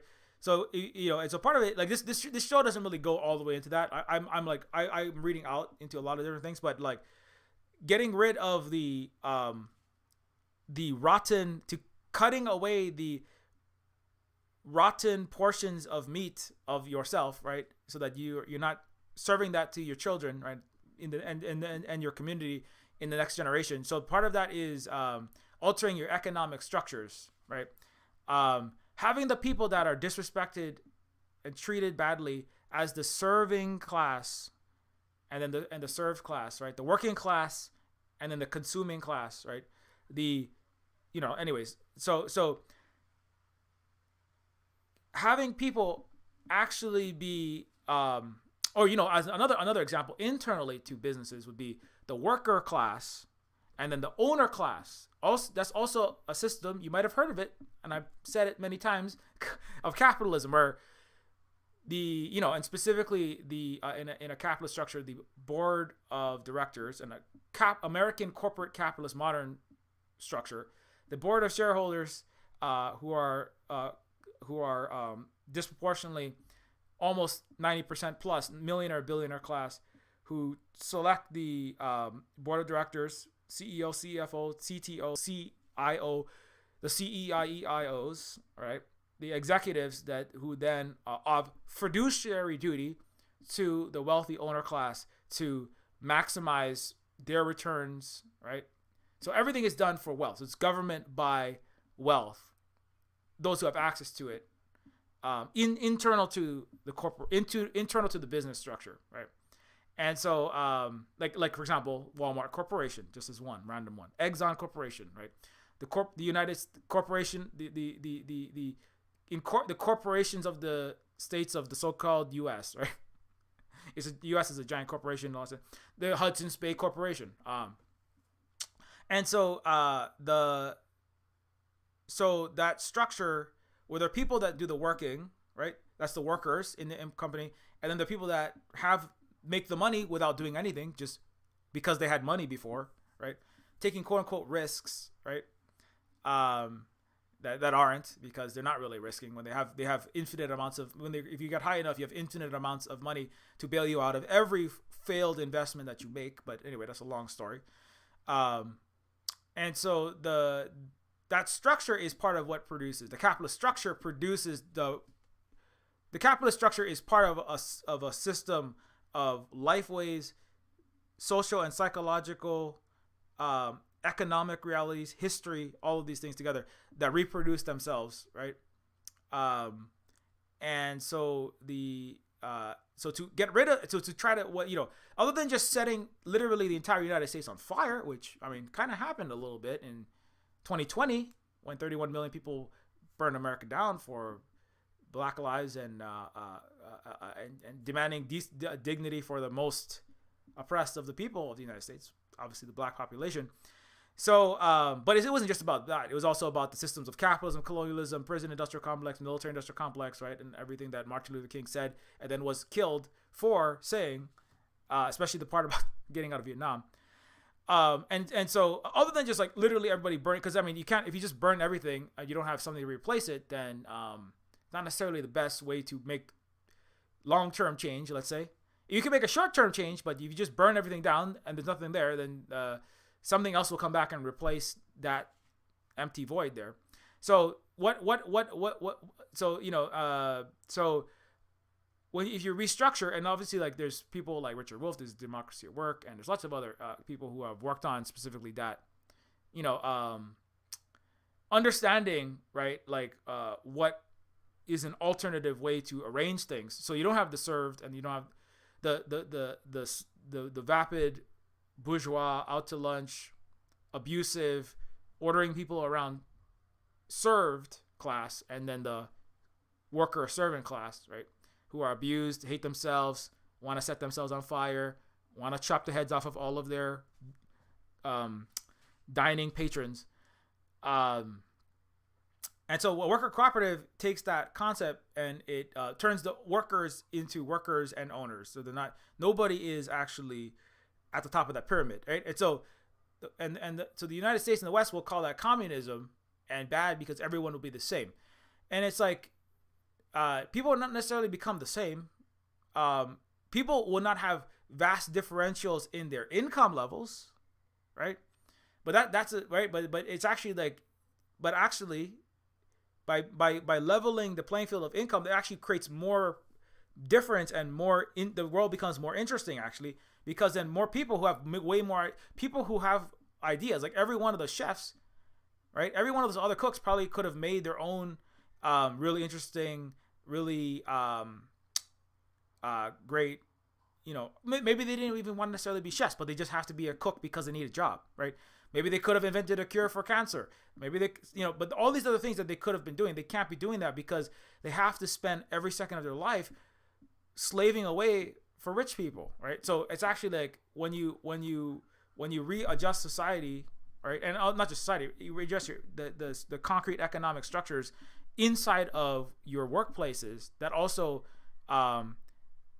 gets rid of all the psychological, unethical treatment and suffering, and also tasteless food, because like I already said, expensive restaurants don't cook anything edible. Well, they cook things that are barely edible and taste like crap, or drain your bank account so that you become homeless. So, but people actually become homeless so that they can be seen in, like, there's a story in India where there's a whole class of millions of young Indian people in India who had no money. They were being homeless, and they would like go into debt just to get one pair of clothes so they could show up in a fancy restaurant, so they could look like they're upper middle class, so that they might be noticed by somebody, so that they could get like pulled in, like even into some kind of sugaring relationship with a rich Indian executive, or get into some kind of rub shoulders with the boss and get get some kind of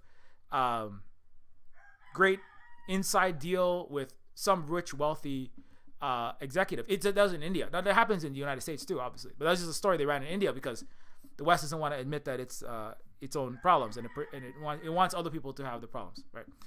So but and so like that culture of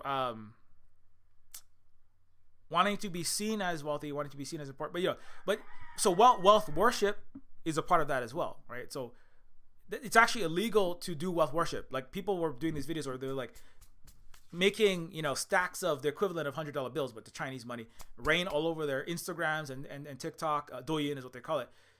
People actually lost their entire account for encouraging wealth worship and for encouraging like just scammy ads and these kinds of things, for shaming poverty, poor shaming, and for promoting greed culture, capitalistic culture, and the prestige of simply having access to money. You can get your account removed, but that shows the actual wisdom of actual civilizations. There's never been a Western European civilization ever, or Euro settler civilization, but civilizations that get plundered by barbarians like Europeans in the Summer Palace, right? Or Europeans in the African pyramids and other structures and their entire country, right? Civilizations understand that when you allow a class and groups of people to accumulate and then to create fraudulent BS culture, like the Greeks, the oligarchs that ran capitalist Greece, who had non-Hellenic slaves and subjugated women, or the Romans, who did the same thing and had non-Roman slaves, and also had high frequency trading, or they had collateralized austerity measure backed plunder, taxing their provinces, right, under, like, such as Gaul, such as what is now called Britain, to benefit the imperial core, right? So the people, so they had wealth worship, they had us and them differentiators in all of those cultures. All European cultures have had this to a greater or lesser extent. Unfortunately, they continue to be the masters of replicating that system of some variation, right? So to get rid of that, you have to. There's many things that you can do to try to stop that process. Thousands of years ago, they had Jubilee, right, where they forgive. Every 50 years, all debts are forgiven. Like, our Father literally was originally, forgive us our debts as we forgive our debtors, because increased, mass concentrations of wealth, and then financialization of that wealth through debt, to the point of mass numbers of the population becoming enslaved to the capitalist class. The Greek capitalists, just an example. Over 50% of the entire, even Hellenic Greek population, were enslaved under Draco. So when they that's word draconian laws, to the financial elite under Greece. And then Solon came around later, and in Aristotle's time, they basically said, this is too much. Let's roll it back a little bit. Let's only have black and brown slaves. Let's not enslave ourselves to the capitalists. So it's actually like Marx is just following in the footsteps of that. But they didn't undo the system though. They still had capitalists and they still had maritime subprime loans. They didn't really get rid of that system. They maintained it and then they collapsed. And then the Romans took over and later the French and the British. But anyway, the point is that like, so to really address that system, you need to like, it's not like you have to do X and Y and Z, but it's cultural, it's economic, it's psychological, it's historical, it's multi-thousand year, it's deep inside of your, so it's like, so really like cooking everything out of yourself, right? Like really like insert in and smorifying and burning out all of the things inside of yourself, right? And sexism, patriarchal structures, the belief that women should serve and the men should be the served is part of that. That's like, you know, that also has to be challenged because that metastasizes out from patriarchy into it's synergistic in a negative sense with capitalism. It is going to end up reproducing that self at some point or another. Racism itself, which is always was baked into it from the start. As I said, the Hellenic peoples, they didn't necessarily have black and whiteness, but they had Hellenic and then non, which is Afro-Asiatic, Persian. They were subhuman, the quote-unquote barbarians. Those were the slaves, which Aristotle and Plato accumulated the vast capital upon. So all the racism, the sexism, all those have to be undone. But then lots of other incidental things, even outside of whiteness, just like the way that you think about when you go to restaurants, the way you think about tourism, right? Hotels are crystallized 17th century mask off feudal racist. There's plantations, right? They literally call Hawaii the plantation economy. It's not even mask on. They literally call it, it's a plantation economy. It still is, right? Hotels are crystallized abuse factories from the 1600s, right? Medieval Europe is what that is. And they just perpetuate themselves, right? And again, when you go on, like one week a month, you can go be a lord slave master in a restaurant and order people around. And 2 weeks a year, you take your Hawaii vacation and then you can be a slave master to all of the hotel staff. So those cultures of hotels, of restaurants, the way people relate in grocery stores, right? The way that you abuse anybody in this, like I said, right? When it came to Big Island, it's not the way that you treat people. You don't treat workers in stores the way that Americans, French and British and German tourists and just those people generally treat workers everywhere. You treat workers like shit. Even workers treat other workers like shit, like I already said. Workers treat other workers even more like shit sometimes because they want to punch down harder at them.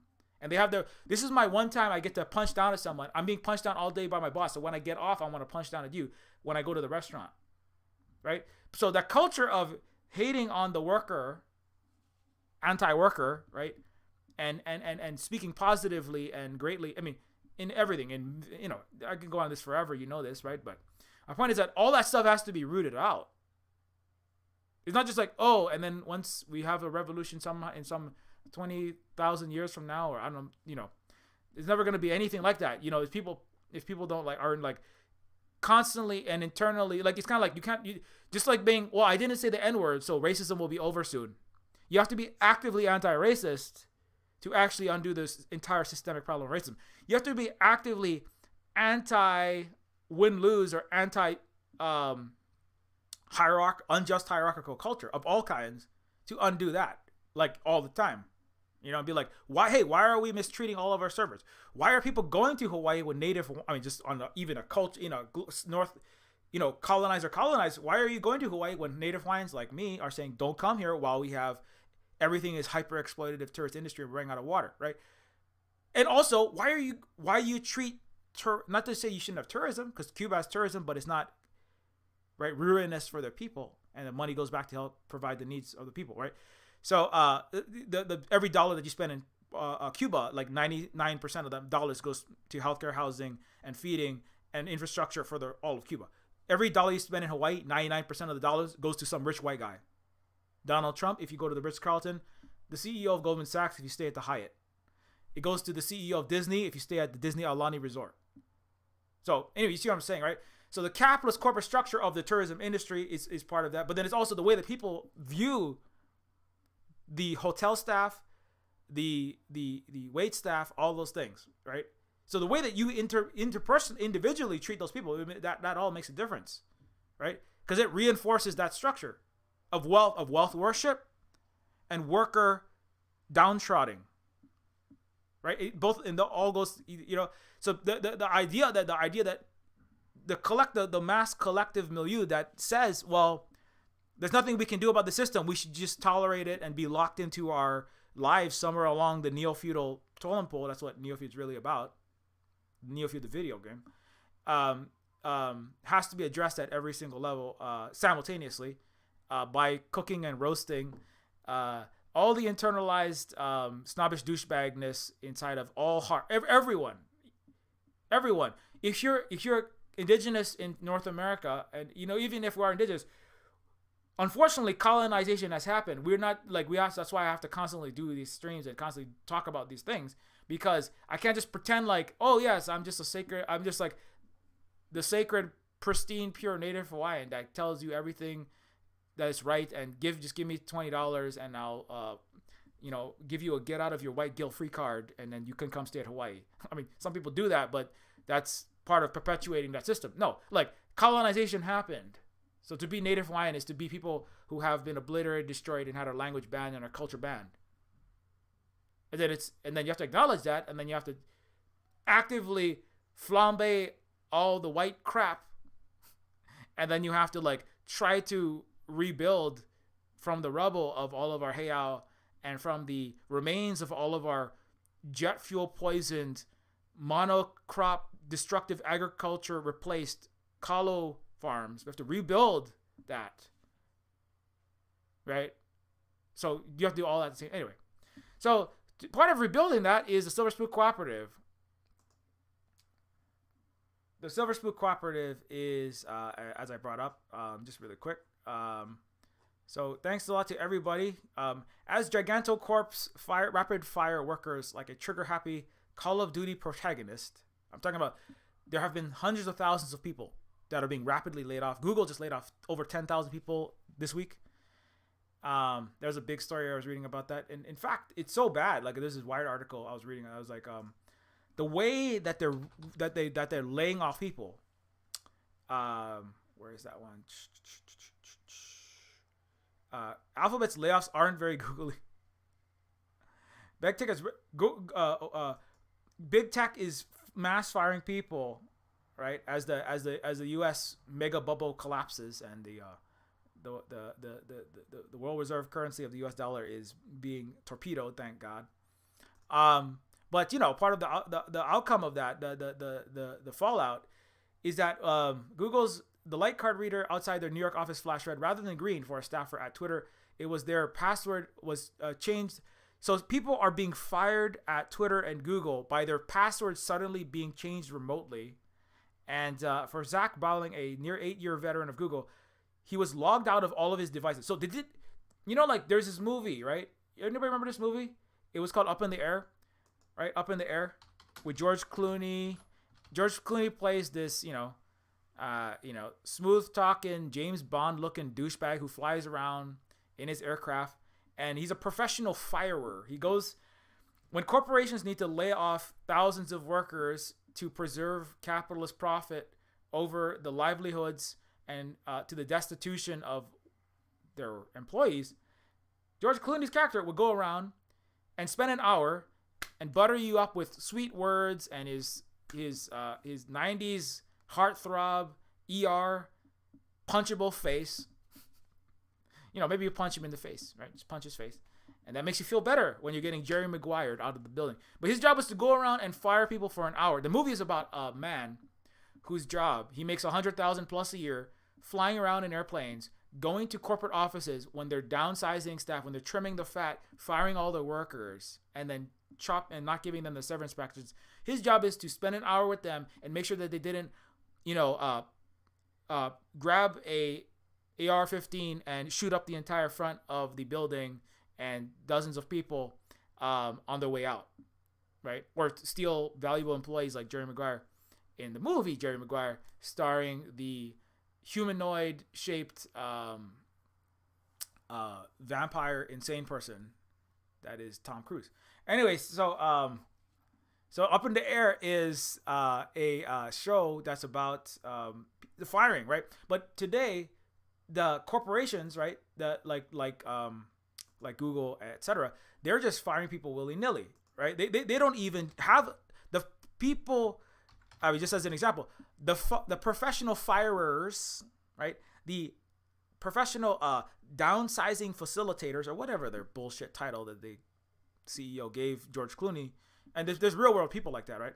So the people that are doing that, they're not even they don't even have jobs. So the firers has all been fired.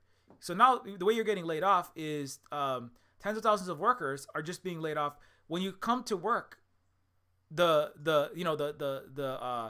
password is changed on your laptop. All of a sudden, you come to the metal detector area, and the security guard says, "Oh, I'm sorry, you don't work here anymore," right? So you can't even get in the building. So I guess that solves the problem. So nobody can go postal. Nobody can rage quit Jerry Maguire style because you can't even get in the building to be notified that you're fired. You're outside, right? You have to like break in the building so you can do your Tom Quiz swan song, right? And pull Renee Zellweger or whoever who took out of the building to go get a new agent job with Cuba Gooding Jr. so they could show him the money. Anyway, so my point is that like while Gigantocorp's rapidly fire workers like a trigger-happy Call of Duty protagonist, Silver Spoon Games Cooperative, however, maintains a zero layoff streak. One of the benefits of being a non-capitalist, democratized workplace that prioritizes people over profit. So thanks for your support. So that's that. I posted that the other day because I was just reading the article and I was like, so sad. Also, Holly works with Kate Nix, and there have been zero firings at Kate Nix TV show as well. And so I just want to say, this is not the total solution, but part of it is people working for organize. So pro tip, right? Don't work at a corporation. I was reading in that article, somebody said like so many thousands of workers are so betrayed and disheartened to discover that the corporations that gave them jobs didn't love them. And I was like, did you miss the last 20 years? Like what did you miss the millions of people out occupying Wall Street because literally corporations think of you less than like amoebas? You know, in fact, they hate you more because amoebas don't need sick days. You know what I'm saying? What? But anyway, in case you didn't realize that, corporations hate you, right? Corporations hate you the way that the millionaire wait staff or millionaire patrons of the restaurants hate the cook and the servers. And the owner of the restaurant also hates you all. So societies and economic cultures premised upon alienation, hatred, abuse, as I said, right? Doing violence and abuse to other people and stomping and pushing down other people and making them seem lesser and inferior and not sophisticated or just black and brown, which is the same thing, or a woman or whatever, and pushing down on other people, right? Cultures, economic and work cultures that push down on, and are about reinforcing that, like Western restaurants, that are about reinforcing a culture of pushing down other people and being violent to other people, so that you can get more power to be a bigger asshole to other people, right? Those are conducive. Those are conducive to suffering and death and nuclear war. Finally, so let's not do that. So part of that is about having cultures where people inside of and Hawaiian culture is like this. Most of global South and most of the non-Western cultures have aspects of this. Having the cooperative structure means that you don't. There is no executive and then the workers. There is no rich person that is more sophisticated that goes to the fancy restaurant, and everyone else who has to cook their own ramen, right? Or they can eat at the fancy restaurant one day a week. Everybody at the cooperative, at the Silver Spoon Cooperative, nobody makes more or less money. Literally, and everybody who worked on Neofeud makes exactly the same amount. Doesn't matter what their skill level is, right? And actually, I actually technically did the most work, but everybody's actually making more than me, if anything. Most of Neofeud didn't make millions of dollars or something like that. But if it ever did, if Neofeud for some reason made $2 million, every single person who worked on Neofeud other than myself will get an exact amount equivalent to the percentage of work they put into the game. Right? And everyone at the Silver Spook Cooperative gets exactly the same. And also, Silver Spook is also a housing cooperative as well as a worker cooperative, which means that like there are no landlords that are taking exorbitant rent, right, for the privilege of having access to a roof and a place to sleep and eat your food, etc., and store your things, right? And there are no so it's a housing cooperative as well as a worker cooperative, so that everyone is working. And so similarly, even if we're like making less money, now we don't have tons of employees. We don't have any employees because there's no employees, only worker owners. But if for some reason there was some kind of downturn, there is a downturn, right?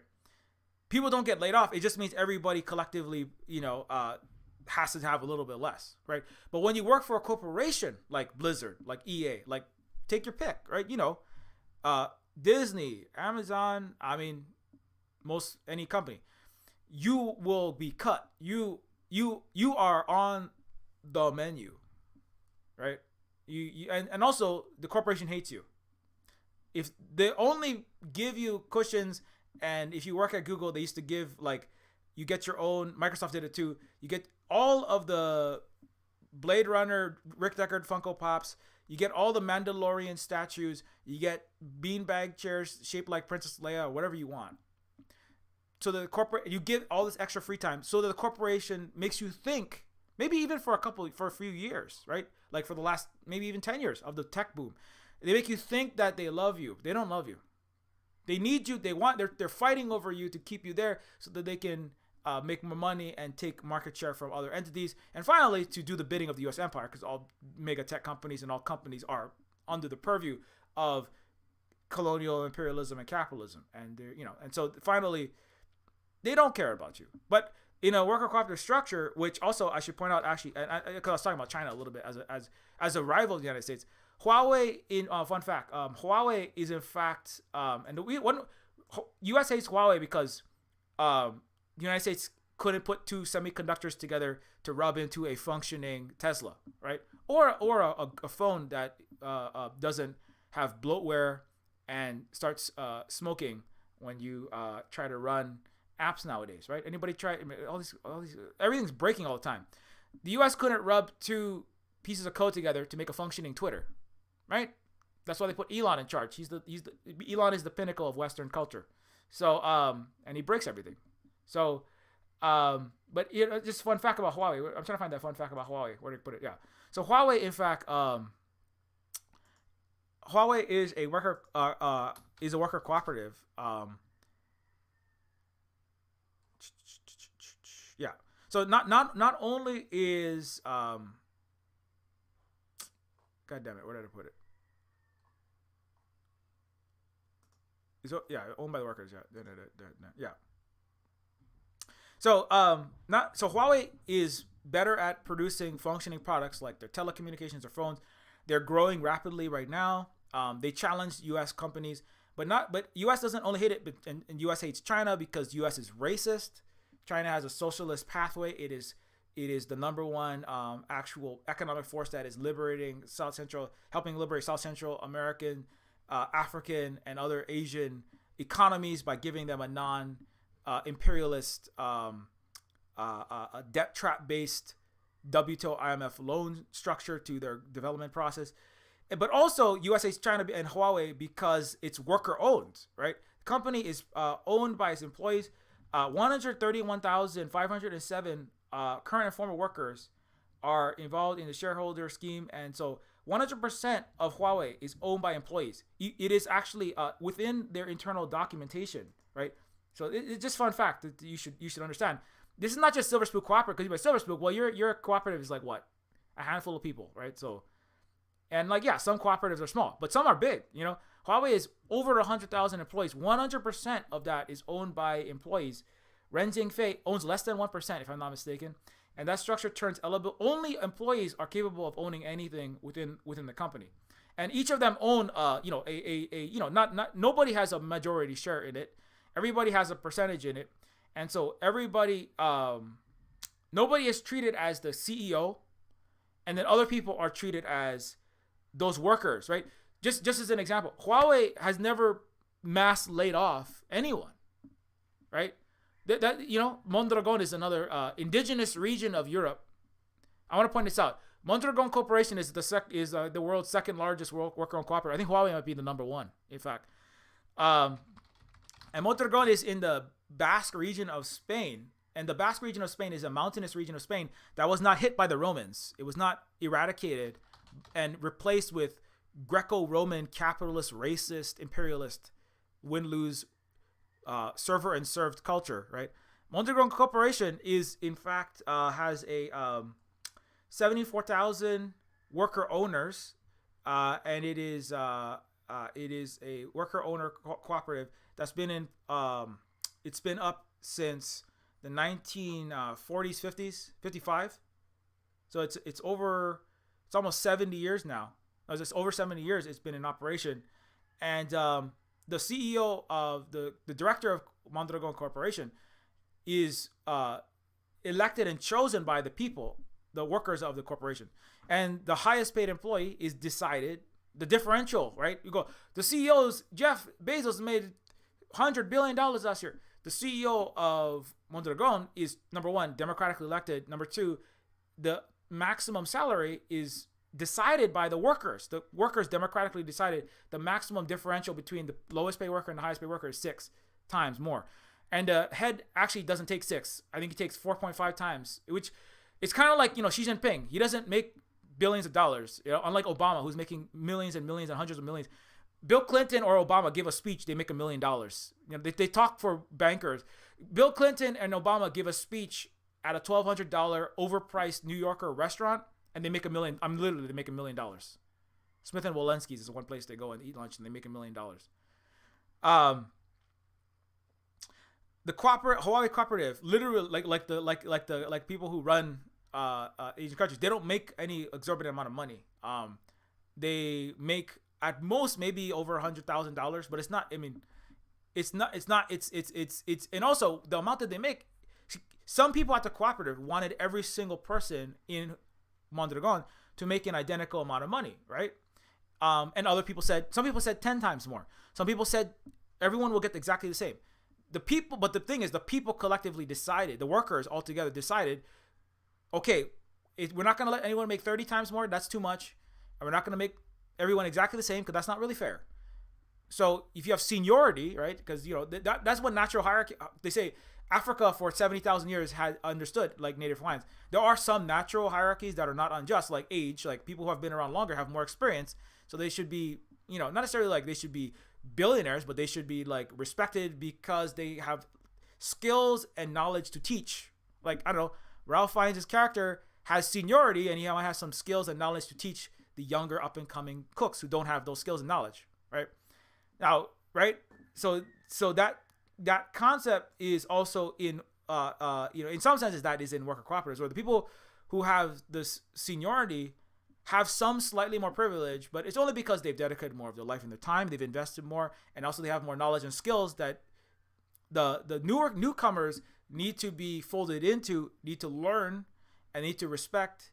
Not because the older people want to get off on abusing the younger people. Very important. That's Western culture. That's Western. Children are just trophies, right? It was legal for a white man to a European man to kill his children if he didn't like them in the 1800s, and there was no such thing. There was not a murder. Now that's never been acceptable for indigenous and black and brown and Asian cultures. That's not a thing.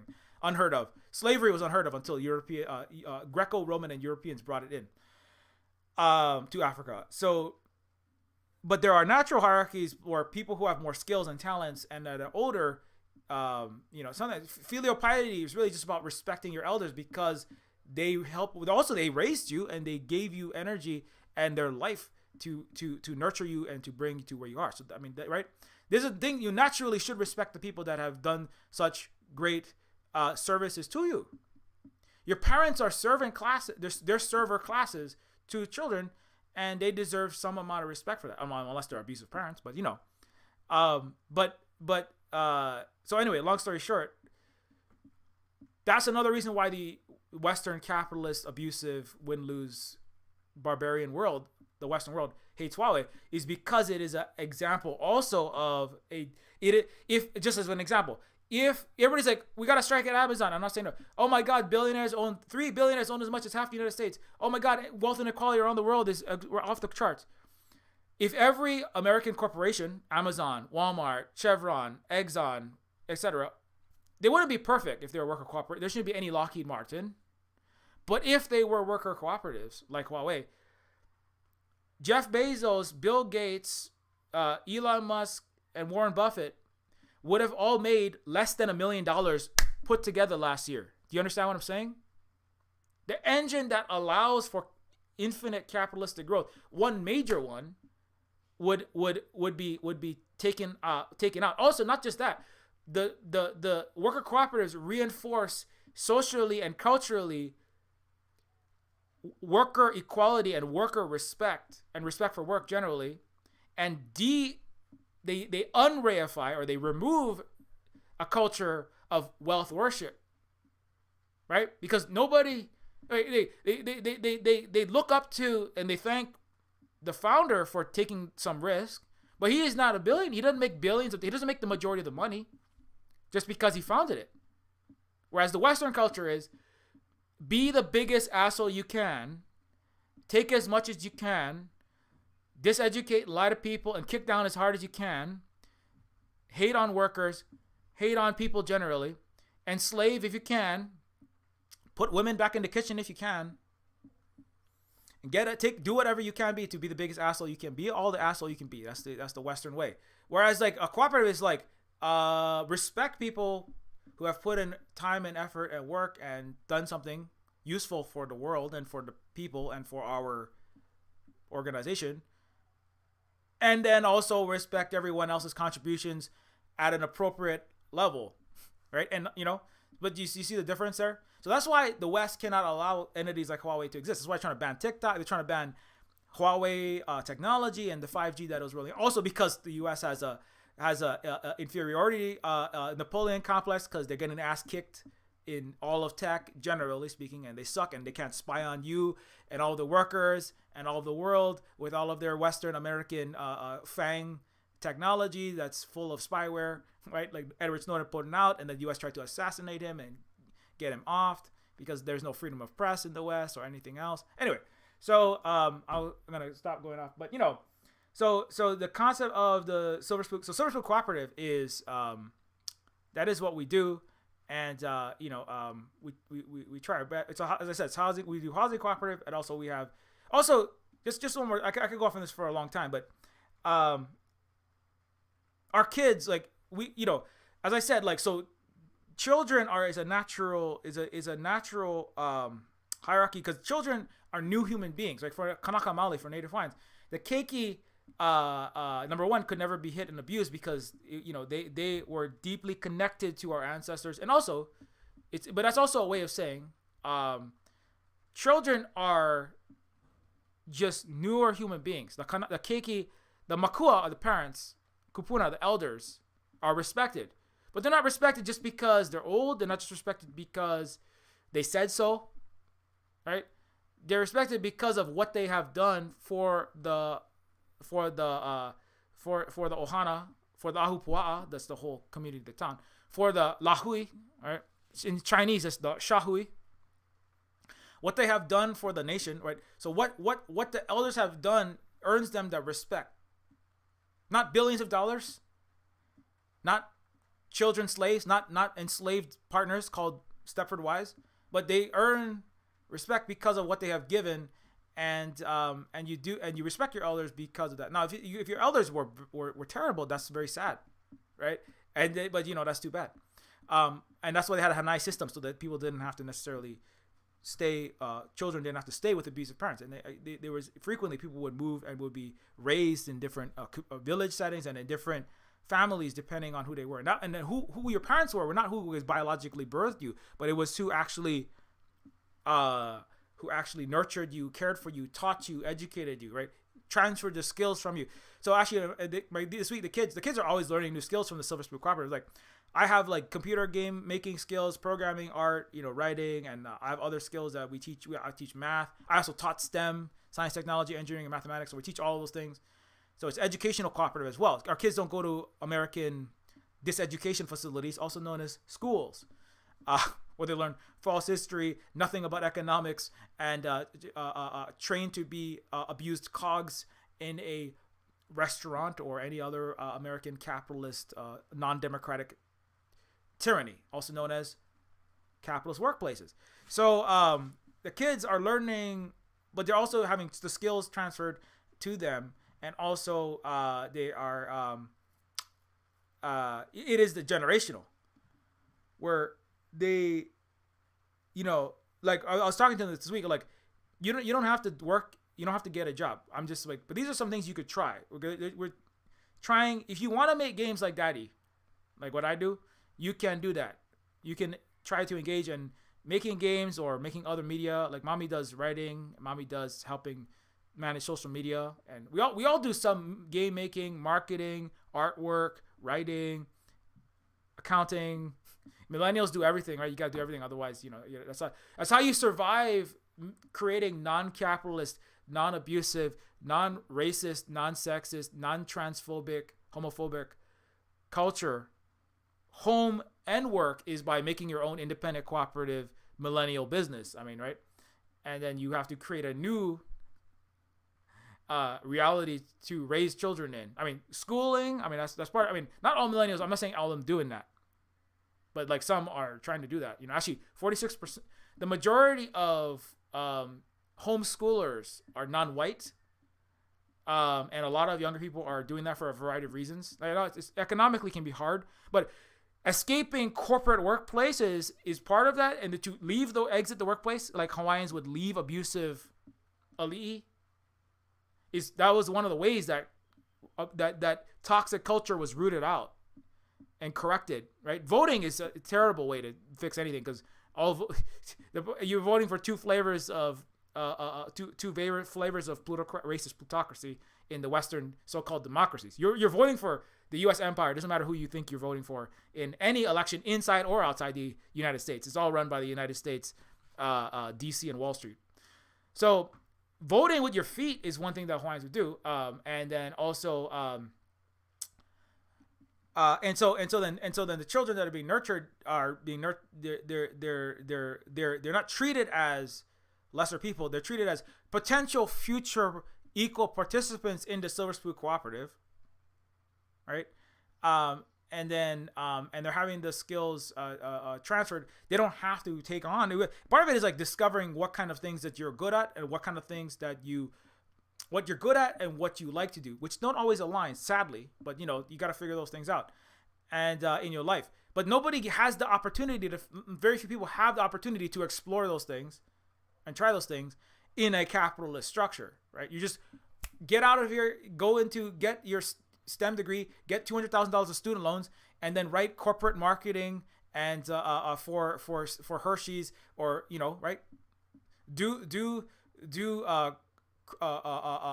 defend the fortunes of the executives of Walmart as a lawyer, or program the drones for swarming new nuclear war on China in the U.S. military, right? So you don't have the option to do anything but get locked into one of these horrific Western capitalist barbarian structures.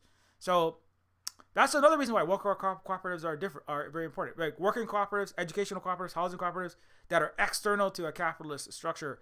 And so I just wanted to bring that up as we show the. So now I gotta finish this off because it's already 1:30, and I keep saying I'm gonna leave, but then I say, but this one more thing, and then I spent 2 hours talking about it.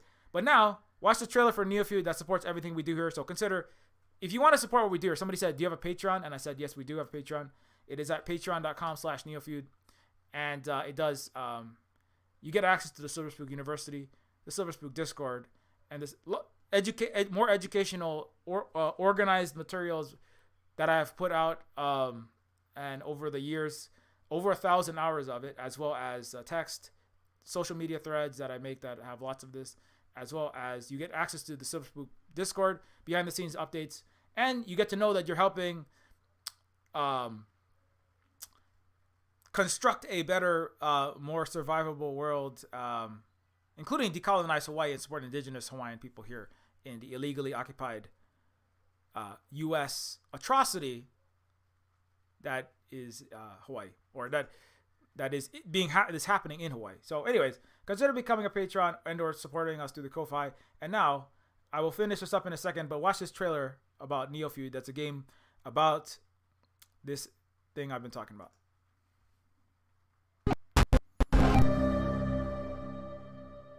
The Illuminati. The Illuminati created us. They wanted to build a god with their own hands, and instead they created us. Just because I'm made of silicone and aluminium, I must be doing something wrong. That's machine stereotyping, that is. That's reality, that is. Machines are second-class citizens. Humans are sentient persons by default, ma'am. They have personhood by heredity. There are thousands upon thousands of overqualified slum dwellers. You are my peon. Don't you get it? This wasn't a job. It was always just an excommunication sentence. We're pawns in a feud bigger than we can imagine. Turn the cogs of the machine before Leviathan grinds you up and swallows you and yours. We don't get to choose our hand, comrade. Prince, peon, rich, poor, human, robot. I invented the crux of the royal power, the secret to consciousness, our existence itself, the meaning of life. I'm the $6 billion baller, not some troubled youth. You are my greatest creation of all. I had to build my own family. I hate your son. I hate your son. I'm happy to smash all of the crowns and throw the gold shards down to the people. I will be the iconoclast queen. But who makes you queen anyway? You? You in whose army, princess? You in whose army?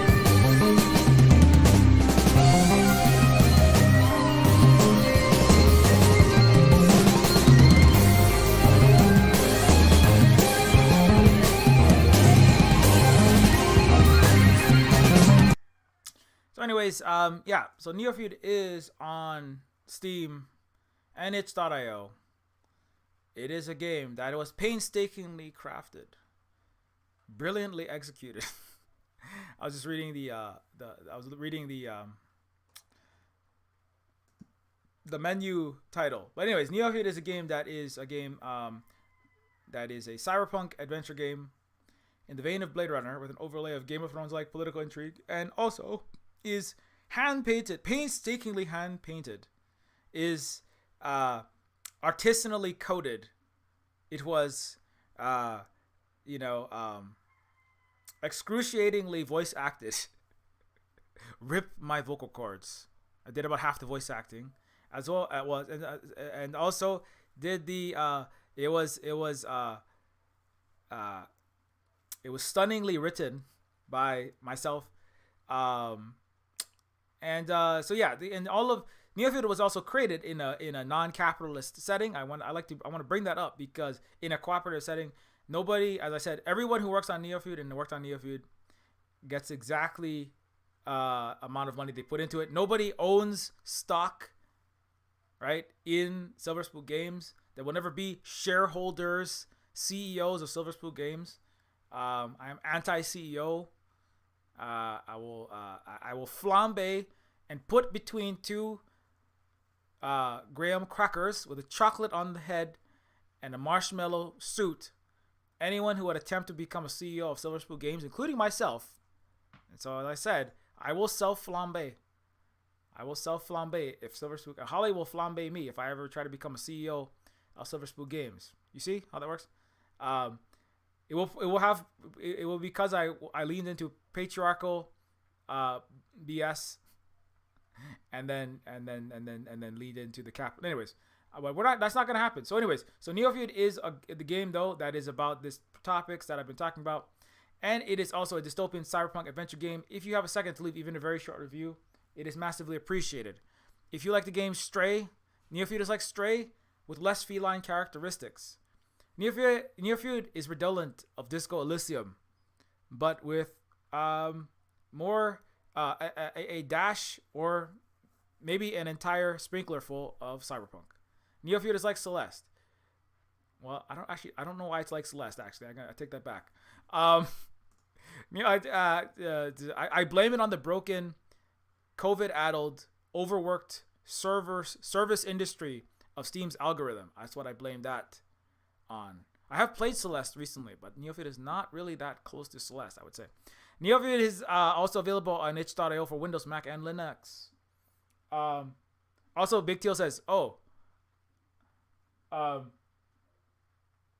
I was artisanally coded, you know.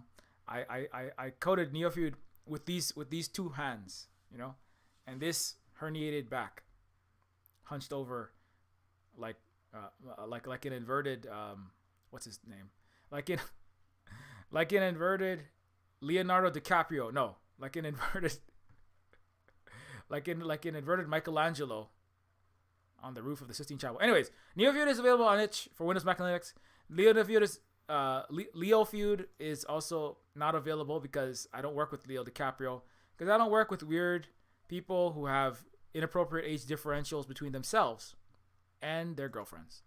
Neofeud is also has a follow-up called Indigenous Star that is a game set between Neofeud 1 and Neofeud 2, as well as Decolonators, which is a game that's about, well, it's about kicking capitalist colonizer butts out of Vietnam. That's what it's about. Also, there's also Pigeon with a Gun, which is a game about a retro arcade shooter where you play a pigeon with a gun shooting gajillionaire robots, bougie F-16, racist vegan imperialists, and lion heart-stealing Valentine card-shaped liberal politicians. You can also get Woman, a book by Holly that is about right-wing evangelical Protestant Christianity from the perspective of Mary and the story within the Bible. So anyways, that is a book that is free, or you can throw some money our way as well when you pick it up. And of course, you can also get stuff like, well, you can support us, as I said, on Patreon, and follow at SilverSpoonGames at Octodon.social, at SilverSpoonGames at Mastodon.social, or at SilverSpoonGuy on Twitter, at SilverSpoonGames on Twitter for the game stuff. And of course, you can also follow. You can also follow. Oh, here, just a quick update for the game stuff. Here's one of the latest. Where's my latest game shot? I had a. Oh, here it is. Yeah. I'll be talking more about this later on. Demilitarization of the Western Galactic. So this is like an in-game screenshot from Neofeud 2. I am still working on Neofeud 2. This is a little video of what's going on. Yeah, so if you want to follow that, you can follow SilverSpoon Games and SilverSpoon Guy, and you can also follow Terminus C, which is a cyberpunk RPG immersive sim in the vein of Deus Ex and System Shock that is currently nearly completed, and it is a game that I'm the content director and lead writer of, and this game is also made by a small handful of folks. So yeah, if you want to, you can follow that at Terminus C, join the Discord, and of course, please, you can follow Holly as well. Holly is mod voice actor and partner. As I said, another member of the Silver Spook Cooperative. We have 4 members. Well, 7 if you count all the animals. But you know, there are 2 junior members and 2 senior members. Holly is mod voice actor and partner here at Silver Spook Cooperative. Holly's also producer, writer, and mod for K Nix's Lullaby Lounge. The Lounge, which is a Twitch streamed music and variety show, and also writer, educator, primary caregiver, parent, as well as educator here at the Silver Spook Cooperative. We're getting ready for the testing season, so we do it. We got to do education, everything too. So that's going to be a lot of fun. Also, Holly writes books, like I said, and tweets stuff like that. That's important for people to know. And thank you so much for watching. Oh, thanks to all these patrons. Hey, what's up, Big Teal? Oh, also, we had a Silver Spook birthday stream last week. If you missed that, I'm gonna try to upload that to YouTube. We had American Johnson, Luna Oi, some YouTube stars, Mexi, Lua or Professor Flowers. Big Teal was also on that as well. So I'll be uploading that to YouTube at some point. Yeah,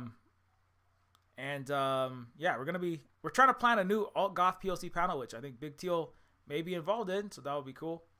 Yeah, we'll be back in the evening on Twitch at 8 Pacific. It's really cold and rainy right now.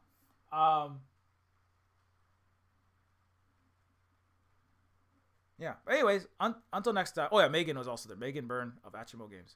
Have a good time. Don't sometimes you eat the bear and sometimes the bear eats you. I'm trying to think of a good food joke.